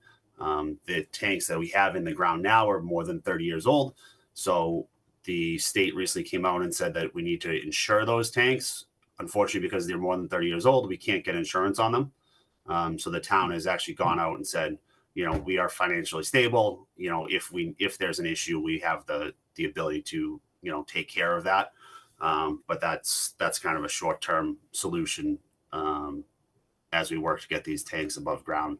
So there'll be, double wall tanks in containment, less maintenance on our end, less regulations as well, moving forward. So. Thanks. Chris, Dennis, any items that can be deferred to the fall from your list? Yeah, I mean, going through this, talking to the mechanic, my mechanic supervisor, I think the grass sweeper, where that's an add-on piece of equipment, we're trying to supplement some of the work we do. That's something we could potentially push off until the fall. Depending on where we go, the trackless unit, like Lance said, we've gotten rid of a lot of those tracked machines that just get used for snow removal. We have been able to pick a couple older machines up off of state auction sites, stuff that DOT no longer uses. We're able to take it and kind of rehab it and put it into use. However, these are machines that generally when they go out, they end up broken for some reason. So we're trying to get a new one. If we needed to wait until the fall, we could on that as well. And then I think the third item, which is kind of, big ticket items, we do need to replace these two 6-wheel dump trucks. 2005, 20 years old is just too long to let these things go. They also have a 12-month lead time before you get these in, but If we had to defer one of these, we could defer one of these as well. Is kind of what we talked about. One of these highway division dump trucks needs to be replaced, as well as the tree and park truck. We take down too many trees throughout the year. Storm debris, as well as just our dead tree removal, hazard tree removal program to go without this truck. So as you can see, the body's starting to turn to Swiss cheese, as well as the underframe rot. So there are a couple items on this general fund side that could get deferred if needed. Like I said, those three: the grass sweeper, the trackless, and then one of these 6-wheel dump trucks. But Chris, you would like when I listened to you, I had a slightly different, you would prioritize the 2 Max 6s over the 6-wheel dump. Or no, the other way around. You would prioritize the 6-wheel dump over one of the Max. I would prioritize this one for tree and park over one of those other highway division trucks. Yeah. All right. Yeah. By listening, I had a different order, but that's okay. Thank you. Okay, you guys want to keep going with enterprise? All right, let's do it. So we have some vehicles. First one up, we have 2014 Chevy pickup that we'd look to replace. Again, it's now 10 years old. The pickup trucks really don't serve a big purpose for us anymore. Most of the 1-tons that we've gone with are utility bodies. They're able to store the equipment, the tools that they need a lot easier. So when they pull up to a site, whether it's for meter replacement or main break, they're more equipped to do that rather than just a pickup truck with a toolbox in the back. So this would be a $3,500 utility body, $135,000. They also get added to our plow fleet. So all of our water department staff does plow. So all those trucks now come with plows as well.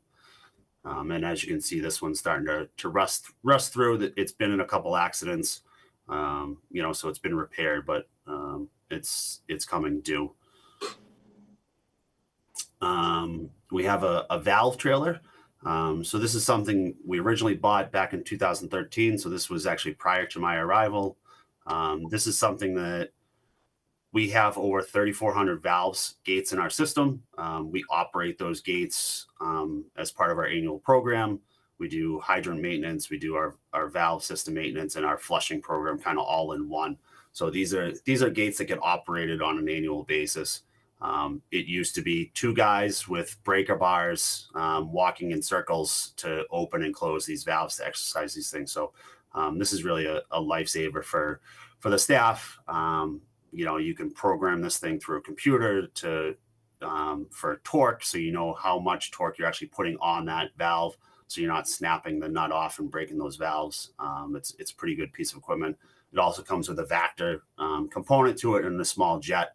So if they show up to a valve and it's full of dirt or water, they can suck that out. They can clean that debris out and actually make that gate operable again. So this is something that's was quoted at $90,000 and is now 11 years old. We have our Main Street water tank demolition. So this is a tank that was built in 1938.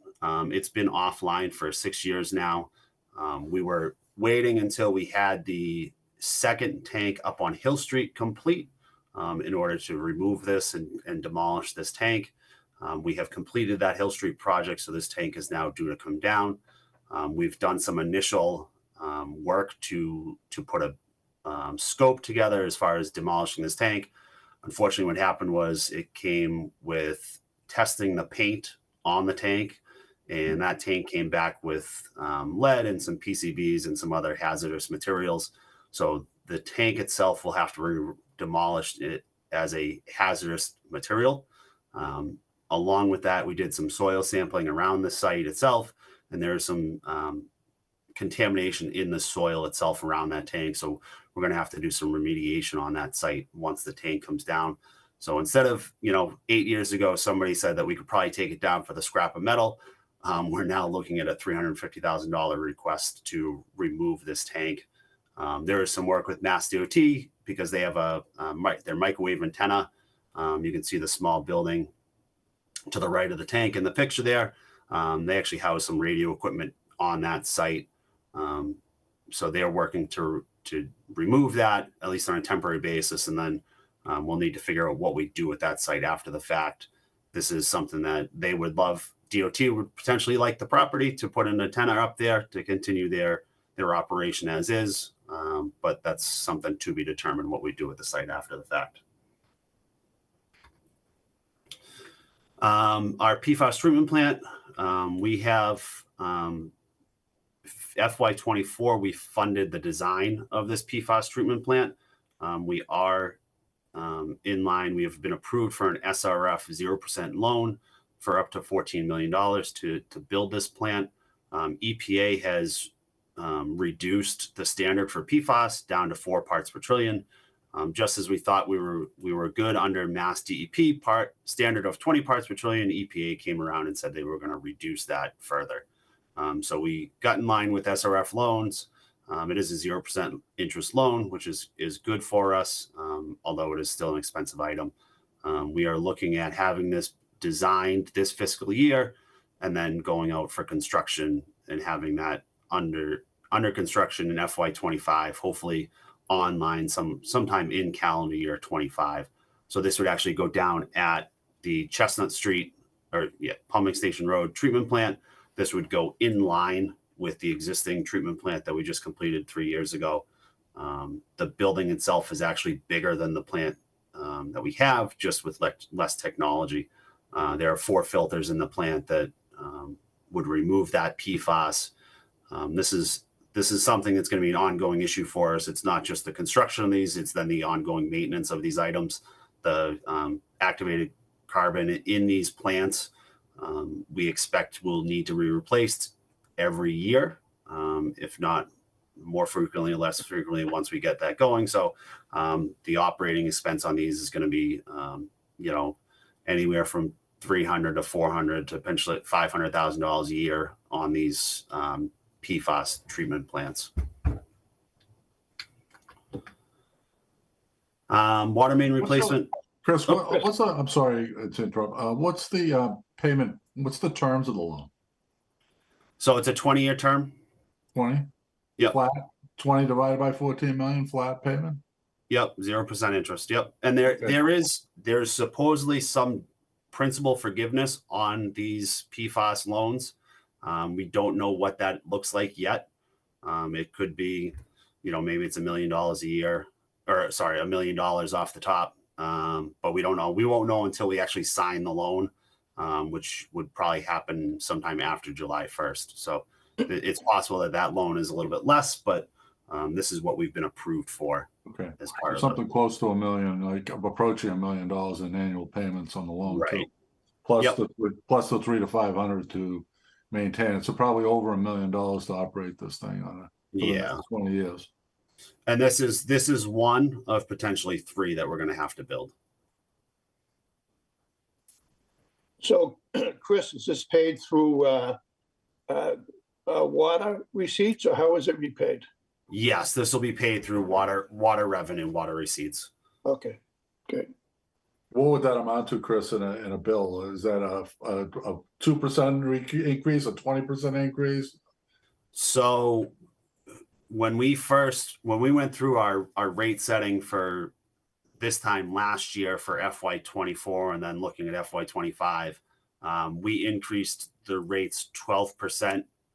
We did some restructuring, but we were looking at capturing an additional 12% of revenue for FY24 and FY25 to get us to this point where we could start repaying this loan in FY25. It's possible we don't have to pay it till FY26, the first payment, but we were looking at a 24%, 25% increase of revenue to cover this cost.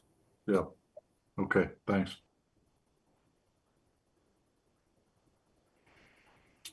I think we got 2 things left. Something we've been working on our water main replacements. We've had a goal to get to $1 million a year annually.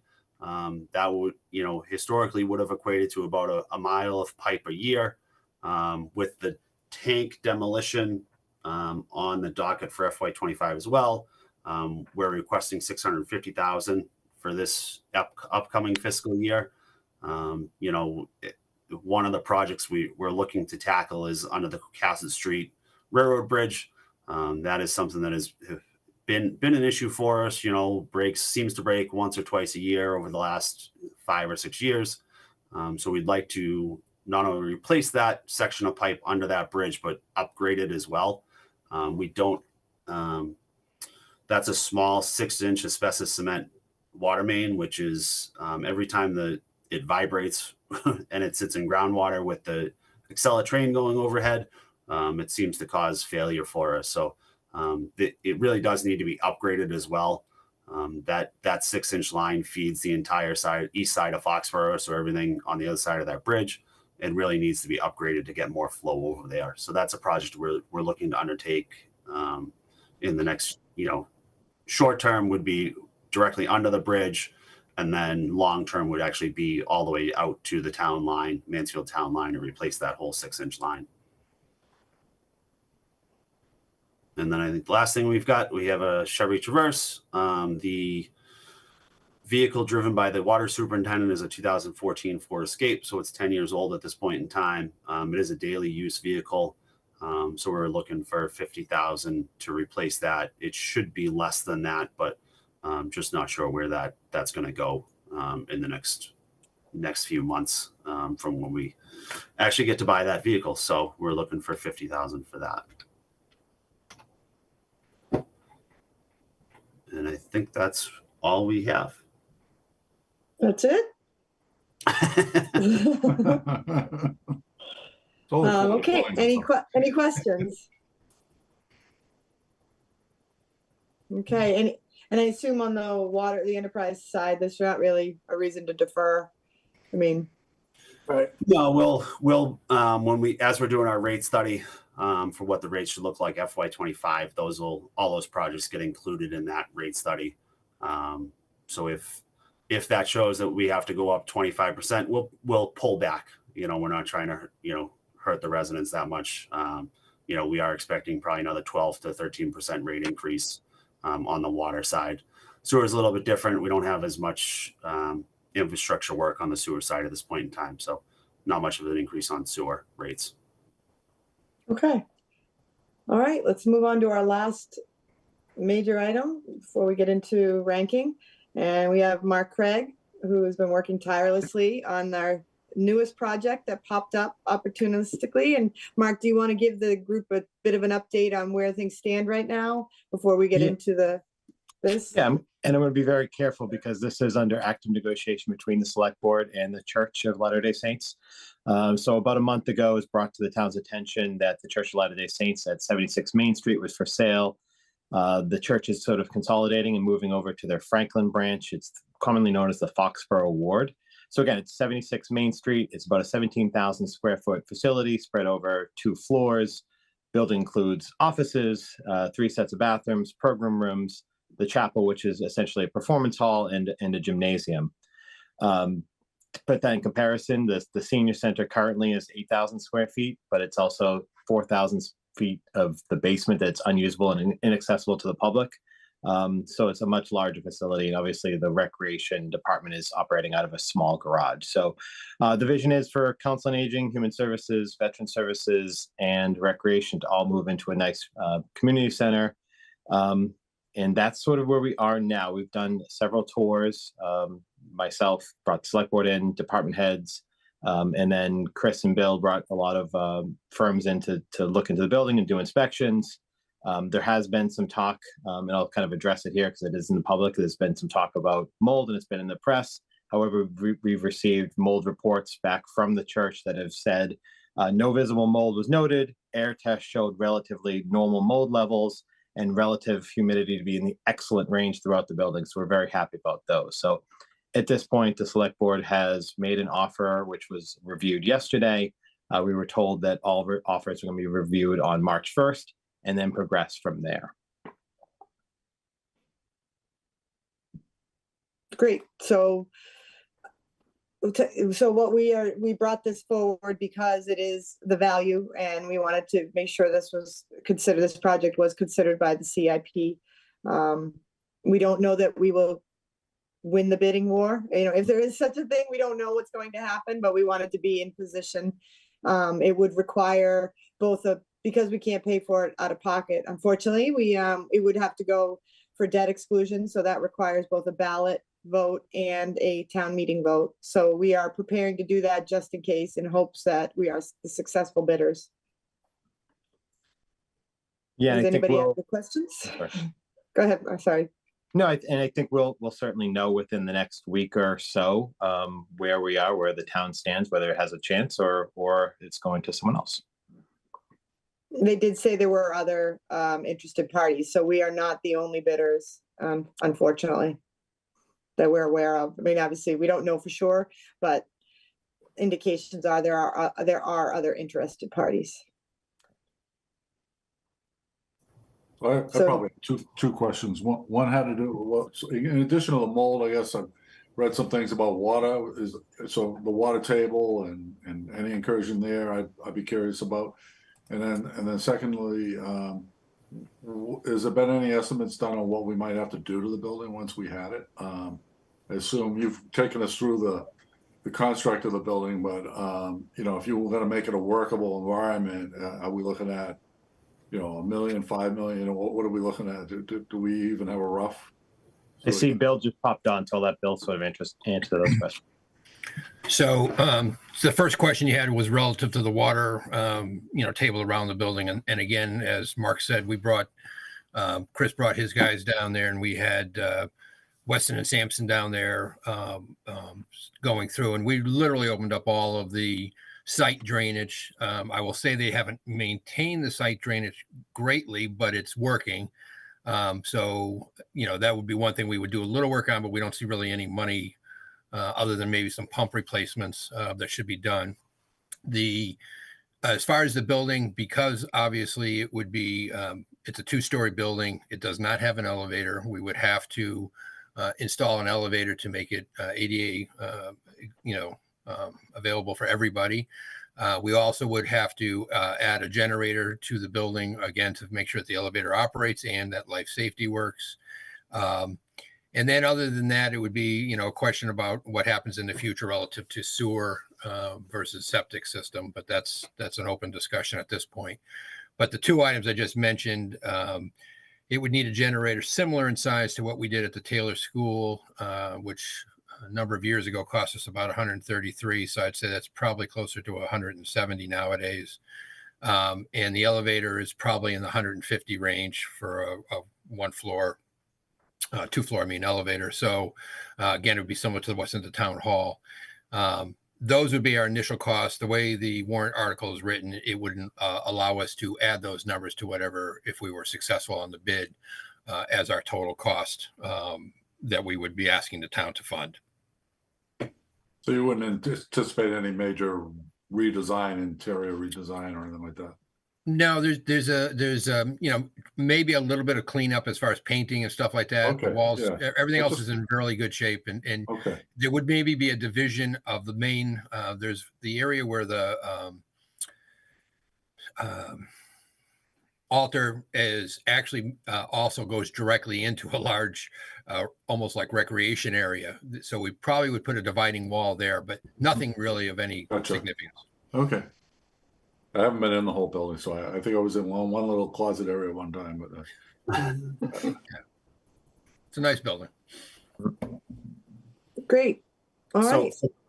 Just a quick on the dollar amount associated with this. When we look at, what we might purchase the building for and, then do some renovations for, does that dollar amount need to be adjusted as we vote on this? Or are we looking at just voting on or looking at that 1.5 million for the time being and then make adjustments through this committee as we go forward? I think what you'd have to vote is the premise of going forward with the project based on whatever the successful bid and incurred cost would be. So you're not able to really lock it into this number because again, there's a process for the purchase itself. But because it's going to be approved by town vote and by town meeting, you're covered in it. Under the CIP guidelines, basically what it says is that you have to review the premise of what you're buying, but you can basically say because of the unknown value at this point, you're in agreement with the concept. Okay. All right. Thank you. So thank you, Bill and Mark, for that. I'm sorry, Paige, but Go ahead, Mike. I also assume one part of the discussion might come up in my AdCom too, so I'm going to raise it. One part of this discussion is there's been a desire, obviously, on the table for a community center. And if you were to go down that path and bond it and do it somewhere else, has there been an estimate on like what that construction might look like and what that value might be? Because that's, I think, pertinent to this sort of opportunity. And I think that's actually a very important question. When an initial study that was done for where the laundry building is off of Payson Road, the area that we cleared, took the building down, based on construction cost and soft cost, you're going to be close to $13 to $14 million to build that building. So that's kind of what you were comparing it to. And what we have seen in our construction costs is we've seen, close to $600 a square foot for construction costs. So obviously this is an opportunity for quite a facility and it's well built. So for quite a facility price wise and getting close to 4 acres of land with 130 parking spaces already on it, is a major savings to the town. And Mike, the other point to make to AdCom, and I'm sure we'll be in to talk about it, but is we also can sell the current senior center building and the property. And it's zoned residential right now. And I think we could probably get about 4 units in there if they went residential, but there might be some consideration if we want to look to see if town meeting in the future is willing to look at extending commercial down there. I wasn't here when the original uptown zoning was determined, so I don't know what landmine I just stepped on by saying that. But, obviously if you change the zoning, it might change, that site does have sewer, it does have parking, so it really might have a greater value as commercial, but it's just something we might want to look at. So we are looking at the value of that and trying to, we would be looking to offset the cost by selling that property. I guess it's nestled against housing, right? It is. So that's the risk there. Right on the bridge. Yep. That's another town meeting. That's not this one, but it definitely has value. I mean, even we all know the housing situation. Even 4 units of housing, in the old senior center might be very valuable to some. So will it be something we'll look at down the road? Mm-hmm. All right. With that, Marie, did you want to give us, I think you've probably been doing some tallying. We're going to take a break and do some ranking. Did you want to give us an update on where things stand based on the offers that people have made to maybe defer if needed, and where our numbers on the chart stand today, right now? Yeah. So let me just backtrack here. I apologize. My nephew is here, so you might hear him. Buddy, go over there. It is Saturday, so. So when you make, so the only 2 adjustments that I've made were to reduce the master plan to 100,000, and then to reduce the school bus to from 354 to 252K. So what that did is it dropped the free cash request to 3,154,446. Now, when it comes to free cash, we have 3 million available. So you're talking about deferring 154,000 of the request, assuming that the committee wants to, fund every single request. The other funding sources, ambulance fund, there's enough money there to cover that. There's enough money in the police, the apparatus fund. There's ARPA money there. Chapter 90 and the fair share, those are grants. The bonding is the bonding. You have the SRF loan, and then as Chris mentioned, anything coming from the water and sewer is going to be funded by those funds. So really, the focus here is to determine, like I said, there's 3,154,446 in requests from free cash, but we only have 3 million available. So it's just determining if the committee wants to fund all of the projects, you might have to defer one or two or a portion of some of them. That's really, your decision to make. And Brandon did send you all the ranking sheet. So there's essentially three options. So one is for funding and to approve it now. Two is to yes, but defer the funding to the fall. And then three is to yes, but defer the funding to another fiscal year. So you'll just need to pick 1, 2, 3. What was that? Weren't there a number of other things other than the school bus and to be deferred? I had written down a number. Yeah. Mike Kelleher offered up the lifts and the cameras. The lifts and the cameras. And I know that Chris offered up the grass sweeper, trackless, something or other, and a highway dump truck. Yeah, I mean, I didn't make adjustments for those just because, I think it's up to you as a committee to determine which ones of those to defer. There's more than enough. With deferring just a few of those, you'll take care of that small deficit. Like I said, I only adjusted the two that were certain, which was the master plan and then the school bus, because we're shifting that other school bus to the 24 CIP request. Marie, what's the total number you have for requests? From free cash, 3,154,446. Okay. And we have exactly 3 million in free cash. So you're talking about 154,446 that would need to be deferred. Yeah. So Marie, I'm just checking on the buses.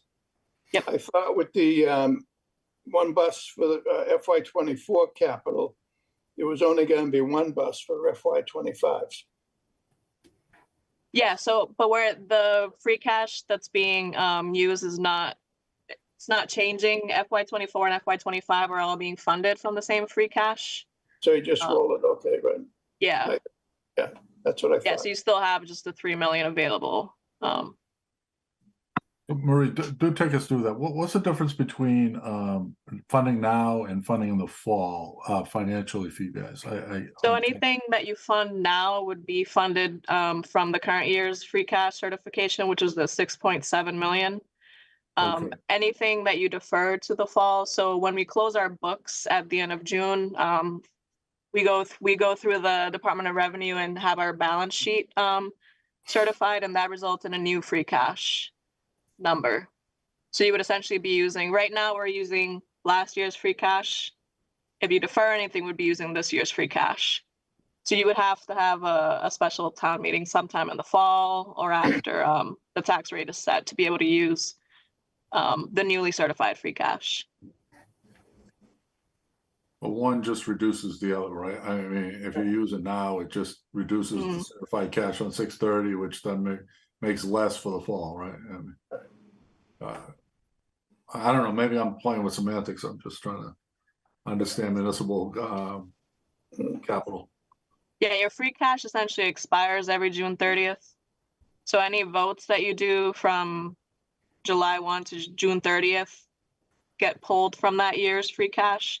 But then you have to go through the process of getting your free cash recertified after you've closed the books for this year. But yeah, it's all what you use now does affect, next year's free cash. Like I said, assuming we do have, I think, enough money to play with this year. With free cash, it's good to target it for one-time funding such as capital and, building up your reserves, things like that. Like I said, it's up to you as a committee to determine which projects you would like to defer. On the replacement lift, I wasn't sure whether we ended up deferring to November or deferring to next year. We haven't done either. It's still on that's one of the ones. The only thing we deferred on Marie's spreadsheet is the master plan by 100,000, and then the school the school bus went from, I don't have the original number, but it went down to 252,000 on this 252. year's. Yep, Yeah, from what- 354. For 54, yeah, so those are the only two adjustments. We still have the lifts, the cameras, and then the grass sweeper, the trackless thing, and the dump truck. Those are kind of all willing, and that's obviously a lot of, we'd be going way under if we did all of those. The other thing that appeared to me, I mean, this is me, it wasn't said by the chief, but the maintenance trailer looks like it sort of accelerates a profitability, but the profitability is not out there for 2 or 3 years. Like it, you know, it's a good thing to get up free. It's freeing him space, but it's not necessarily improving economics, at least for the next couple of years. Well, it is in that, I mean, if the longer we delay it, the longer it takes. And I think, Yeah. you know, there is such a demand out there. So it's like, that one seems to be, we do that now so that in a couple of years, we are seeing increased revenue and we are benefiting by taking stuff off site. And I think that situation- I think we'd be doing the lifts. He'd rather fund the trailer than the lifts because time wise, you know, he has another year on the lifts, but we want to get going on the revenue generator sooner rather than later. And again, free up the space. So I gave the lift a 3. In your terminology, or Brandon's terminology. Mm-hmm. So 3 takes it to another year. I mean, that doesn't do the fall. Let me look at what the That'd be- spread- No, that's 3 would bring it out to fiscal year 26. Yeah, that would be a long lead time. right. That would not be the fall. Well, that's why I raised the question. I thought, in what he said it could wait a year because they had enough parts, whatever. You know, it's just Yeah. something that. I think Owen said it could get started. He expects to get it certified for 1 more year. You know, that's the big thing with those lifts is once they don't get certified, they're done. They're out of You service. can't use So, you know, he expects to do that 1 more time, and then that probably brings it to end of life, and we would need to, whether it's in approve the funding. And again, these things have a lead time too. So That's yeah. we waited almost 6 months to get the lifts when we ordered the same lifts. So if we put it off to the fall, you know, they may have them by, you know, July of 2025, which, you know, brings them back around to when he would need to get those recertified again. So, you know, I think the question is, do we, you know, we have 3 million in free cash to spend. You know, if for my 2 6-wheel dump trucks with Sanders, if I drop those down from 320 to 290 and reuse the slide-in Sanders, and then we defer the lift for the mechanic for the public safety building, we're under 3 million. I get to 2,993,446. So we're then under that 3 million in free cash. So I guess it really becomes, do we want to fund everything on the list minus the lift? Are there other things that people feel are worth putting off? What does the free cash do besides going back to the reserves if we don't fund those items, if we don't spend that 3 million this year? I think it just goes back into the pot for future capital items. Yeah, and I would just want to, I mean, I like Chris's approach, but I would want to, you know, make clear that I think it is important to get the lifts in the fall. I would hate to see us in a position where we then, you know, because something fails or we're not certified, we're now trying to hire other communities. And I know that the demand for repairs on fire trucks is overwhelming right now. So we need to be in control of our own destiny. Marie, do you have any, like Chris said, if we decided just throwing a number out there to just go, oh, we're only going to spend 2.5 in free cash on capital. What does that gain us? What does that lose us? And I know you're fiscally conservative. What do you recommend? I mean, I think, you know, these are projects that are needed. So, I mean, if you don't fund them now, you're just kicking the can down the road. I mean, free cash is meant to be used on one time. Sorry, that's my nephew again. One time expenses. So, me as a finance director, I firmly believe in that, spend the money on capital items, building up your reserves. So if you don't use the full 3 million, it just stays in your undesignated fund balance. And it just becomes the overall fund balance. Once we close the books this year, the net results of this fiscal year's, operational results would generate a new free cash number. So, the money is not going to go away, but I think, the needs are there. Why not just fund them? And like we're seeing, Chris everything's just going said- up exponentially. So, the longer we wait, the more it seems we're watching the DPW building go up, and everything's just increasing. Vehicles have gone up through the roof. So it just seems that if we have the money and it's a verified need, then it seems prudent to spend it now and take care of it rather than just kicking it down the road. Marie, just to clarify, the 3 million we have for FY25 requests, that's independent of that supplemental FY24 list that we have. That's correct. Yep. Last year. Okay. Yep. Yep. So I've taken into account the 685 that we're using for the operating budget. There's just shy of 900,000 for the FY24. After shifting the school bus to that request, there's money. So there's the 3 million for this. There's money for the fire stabilization fund transfers. There's money for the stabilization fund. So I've taken into account, I have a running tally on my end of everything that will come out of free cash, and this 3 million is a solid number that's available for 25. So I think, the other thing that I'm, as I look at my equipment list here, if everybody feels like, what police has put forward, what fire has put forward, what public safety has put forward, what the schools have put forward, and we feel like all of those should be funded, that trackless unit for 235,000 is, kind of replacing multiple pieces of equipment, but we have sufficient equipment to get through, next winter if we needed to get through next winter for sidewalk snow removal, that type of stuff.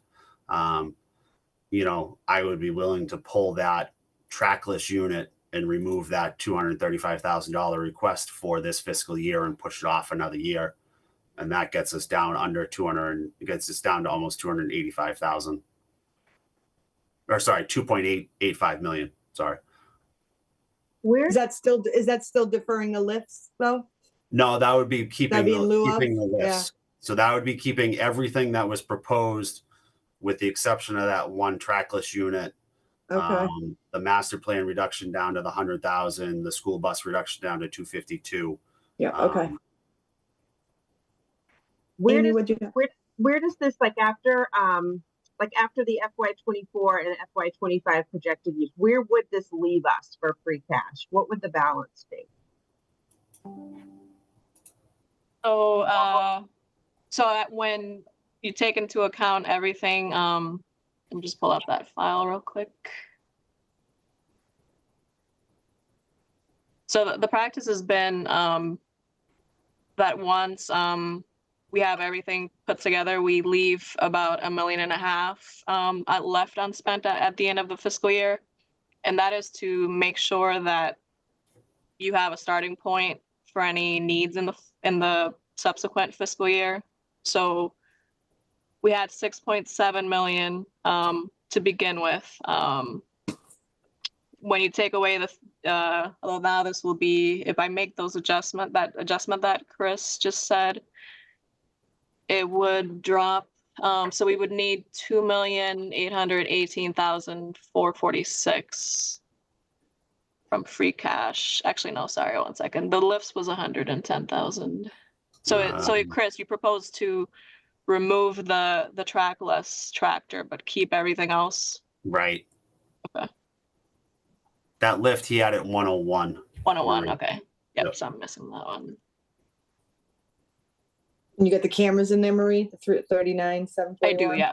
Yeah, Okay. so I made the adjustment for the master plan for 100,000. I moved the school over to the 24 requests. And then if I take out the trackless tractor, so that we would need 2,919,446 in free cash. So if I make that adjustment, and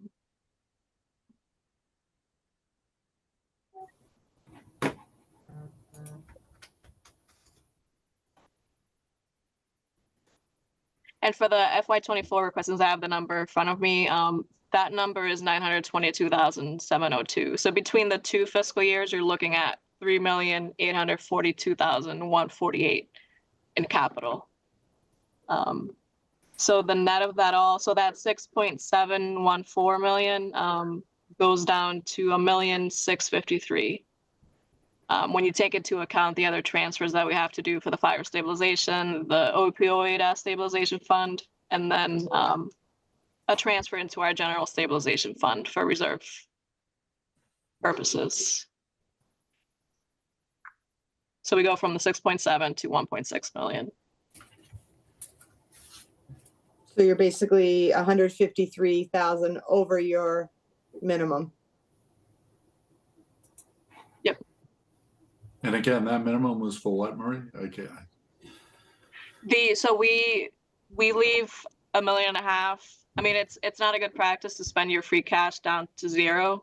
Yeah. Because if you have, a bad, operating year, there's a lot of ins and outs. Like free cash is not just an operating budget surplus. It's the portion of your unreserved fund balance that's available for appropriation. So after you take into account any, at the end of the fiscal year, if you have any outstanding bills, any outstanding contracts, we're able to encumber money for those, to pay for those things. And free cash is a component of that fund balance. So it's not a good practice to spend it all the way down. So you want to leave yourself with a starting point, just because, as you all know, we do rely on free cash heavily for our capital. We do rely on free cash to pay for the debt service that we have that was done within the levy. And then obviously, you want to have money there to, continue to build up your reserves to stay in line with our financial policies. So we've had a practice. It's now been 5 years now where we try to leave $1.5 million of free cash at the end of every year. Is that policy that you just referred to? Is that that all the departments had agreed to, that 1.5 million? Sorry, what was that? Cut out a little bit. What was it? So the policy that you were just referring to, is that what all the departments had agreed to, that 1.5 million? That's the other piece of it, the recharge, which is a 2 million. That's the other one of the other financial policies that we have. So that's outside of this. This $1.5 million was an internal decision. Going back to when I started here, between the town manager and finance. So it's more of a practice than a policy, Marie. That's correct. Yep. Yeah, and so there is an opportunity here that the FY24 is going to recharge free cash a bit also. Am I wrong? Or? Assuming, we still have 4 months to go. Yeah, we just have to, like I said, it's not just operating surplus. There's a lot. Departments could spend 100% of their budgets. We could have, a lot of, encumbrances at year end that we have to bring forward. So it's hard to predict what we will have available from free cash, which is why it's good to leave yourself with, at least a starting point. Just because, like I said, we do rely on free cash for capital. And as you see, we're talking about millions of dollars here. Yeah, no, but what I guess I'm trying to get at is if we agree to spend it down to like 1.6 or something, 100,000 over. Yep. It's not going to be that we're going to wake up by year end and find that we're down to 1.2 or something. It's more likely that it could be goosed a little bit higher. Or maybe I'm wrong totally. Yeah, no, you're right. I'm right. Okay. Marie's not going to let us do that. Marie keeps us on a tight leash here.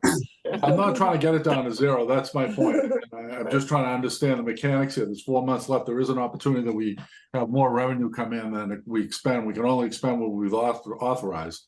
So if the revenue does come in a little high, we end up with a $200,000 plus or $1 million or whatever it is, that's going to push the free cash back up a little bit. I think there's always a lot of discussion about free cash at the select board level. So I think what Chris is proposing is very sound to get the number under 3 million. I think the optics of that is very positive in terms of discussions that happen relative to this issue. Great. So is there anybody who has any concerns about this? Right. So again, that would be keeping the master plan would go down to 100,000. The school bus would go down to 252,000. And then the trackless would be reduced by 235,000. And that would bring us, Marie, to $2,919,446. Leaving about 80,000 surplus. 80,554. Okay. Any concerns about that? Is everybody comfortable with this approach? Does anybody need more time? And do you want to submit your tracking things, or do we want to just move forward as proposed? I'm fine with moving forward as proposed. I have one other observation though. Like as I look at the 5-year out plan, it looks like it just gets lower and lower. It looks like it's almost front end loaded, or I mean, is it realistic out in year 2, 3, 4? I mean, it looks like it's just waning, and you would argue if that was the truth, you would argue to push things out because it would flatten out the overall spend. But I can't imagine that these numbers are remotely close to what's needed, especially given the deferrals and stuff. I mean, we asked departments to project out 5 years. But, as you've heard from DPW and police and fire, the cost of everything just goes up through the roof. So, I mean, these are essentially just starting points. But I mean, the numbers will continue to change. Something unexpected might come up. We might need a major repair on a building. A truck might break down. Like, you just kind of never know. But you at least have a plan, a starting point, and then you adjust it every year after that. Mm-hmm. And as you'll see in fiscal year 26, based on what was submitted, so free cash request for fiscal year 26 is at $2,111,000. FY27 is at 1.9 million. So I mean, with keeping that in mind, it's like I said, it's good to leave yourself with some free cash just in case something comes up. But if an emergency comes up, where would that money come from? Free cash. You don't want to put yourself in a situation where you don't have the money to deal with an emergency. Mm-hmm. So that's sort of where that 1.5 million comes from. Like I said, the town does use free cash for the most part for its capital. We don't borrow as often as other municipalities do. So it's good to have that as a funding source. But yeah, I mean, I do see what you're saying. The 5-year plan does go down as you go out into the further years, but these are estimates in some cases that are 4 years ahead of time. Yeah. And the cost of a truck today could be 5 times greater 5 years from now. You just never know. I can take some blame for that, Mike. It looks like FY 28 and 29, year 4 and 5 on the plan. I'm short vehicles. So I can take some of the blame on why that number. Yeah, I'm not even accusing it. I'm just observing that it's going down. I don't think it's realistic. I mean, particularly given cost inflation. I know you must be spending 30-40% more on tractors and equipment than you were, 2 years, 4 years ago. I mean, I'm on a board of a golf course and I have the same problem. Yeah. Costs are going through the roof. Those 6-wheel dump trucks, 2019, 2020, we were buying for $185,000. Yeah. And they're $320 now. So yeah. And it was a 1-year increase. There was no small, it was not incremental. It was just, it went from 185 to 320 real quick. Yeah. Yeah. Gotcha. Okay. So do I have a motion to approve the CIP spending as discussed, which I'll just say it again, just to be clear, reduce as printed on the CIP evaluation sheet, reducing the master plan update from 200 to 100,000 to reduce the school bus from 354 to 252. Yep. And to put a trackless MT7 from 235 down to 0 for a total of 2.919446. I'll take that motion. I'll Move. make second. Okay, Mike moves it. Chris, you second? Yep. Yep, okay. We're gonna do roll call, so I'm gonna start with Amy. Aye. Dennis, Aye. Mike, Aye. Chris, Aye. Paige, aye. There we have it, 5-0. Do you need to vote the entire CIP budget, the 37 million? Okay, sorry about that. All right, so, I was just going to send it to you just to make sure. I don't want I way- think in the past the committee would vote for the entire okay, That way we Sorry, I cover was- the enterprise funding and all the bonding of and everything course. else as well. Yep. okay, so Marie, what is the grand total for all CIP requests? I'll share my screen to make it easier for you. Can you see these numbers here? A little bit, they're kind of small. Can you zoom them? I can kind of, but I could, if I stand on the other side of the room, I might Is see that them. 37.9 now, Lola? Oh, it included. Yeah, now we can see it, Marie. Yep. So I also adjusted the DPW to 16 million. So that's reflected in here. So your entire CIP fund requests are this 37,902,996. And then these are all the funding sources down here. Okay, so I'll take a motion to approve the entire grand total for CIP request with the funding sources as noted for a total of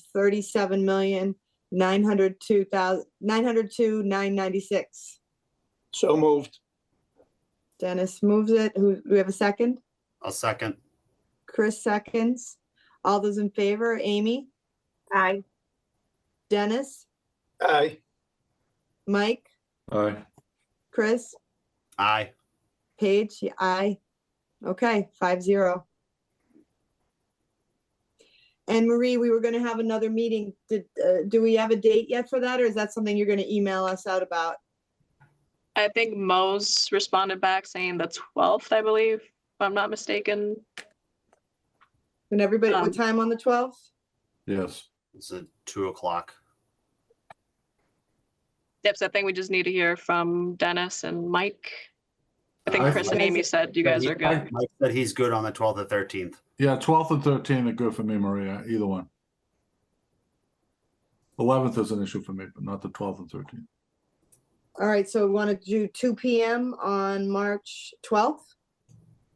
Is everybody able to do that in person? Yes. Yes. Yes, yeah, I can do that. Okay, Do Great. double P- all right, I think are we ready to enjoy our Saturdays? Do I have This a has motion been to- fun, Paige. It has been great. You want to stick around? So do I have a motion to adjourn? I'll make that motion. Amy, thank you. Second. Mike, second. Amy, Aye. Dennis, Aye. Mike, Aye. Chris, Aye. Paige, aye. All right, thank you, everyone. We are adjourned. Thank you. Have a All great right. weekend. Weekend. Aye. Aye. Bye.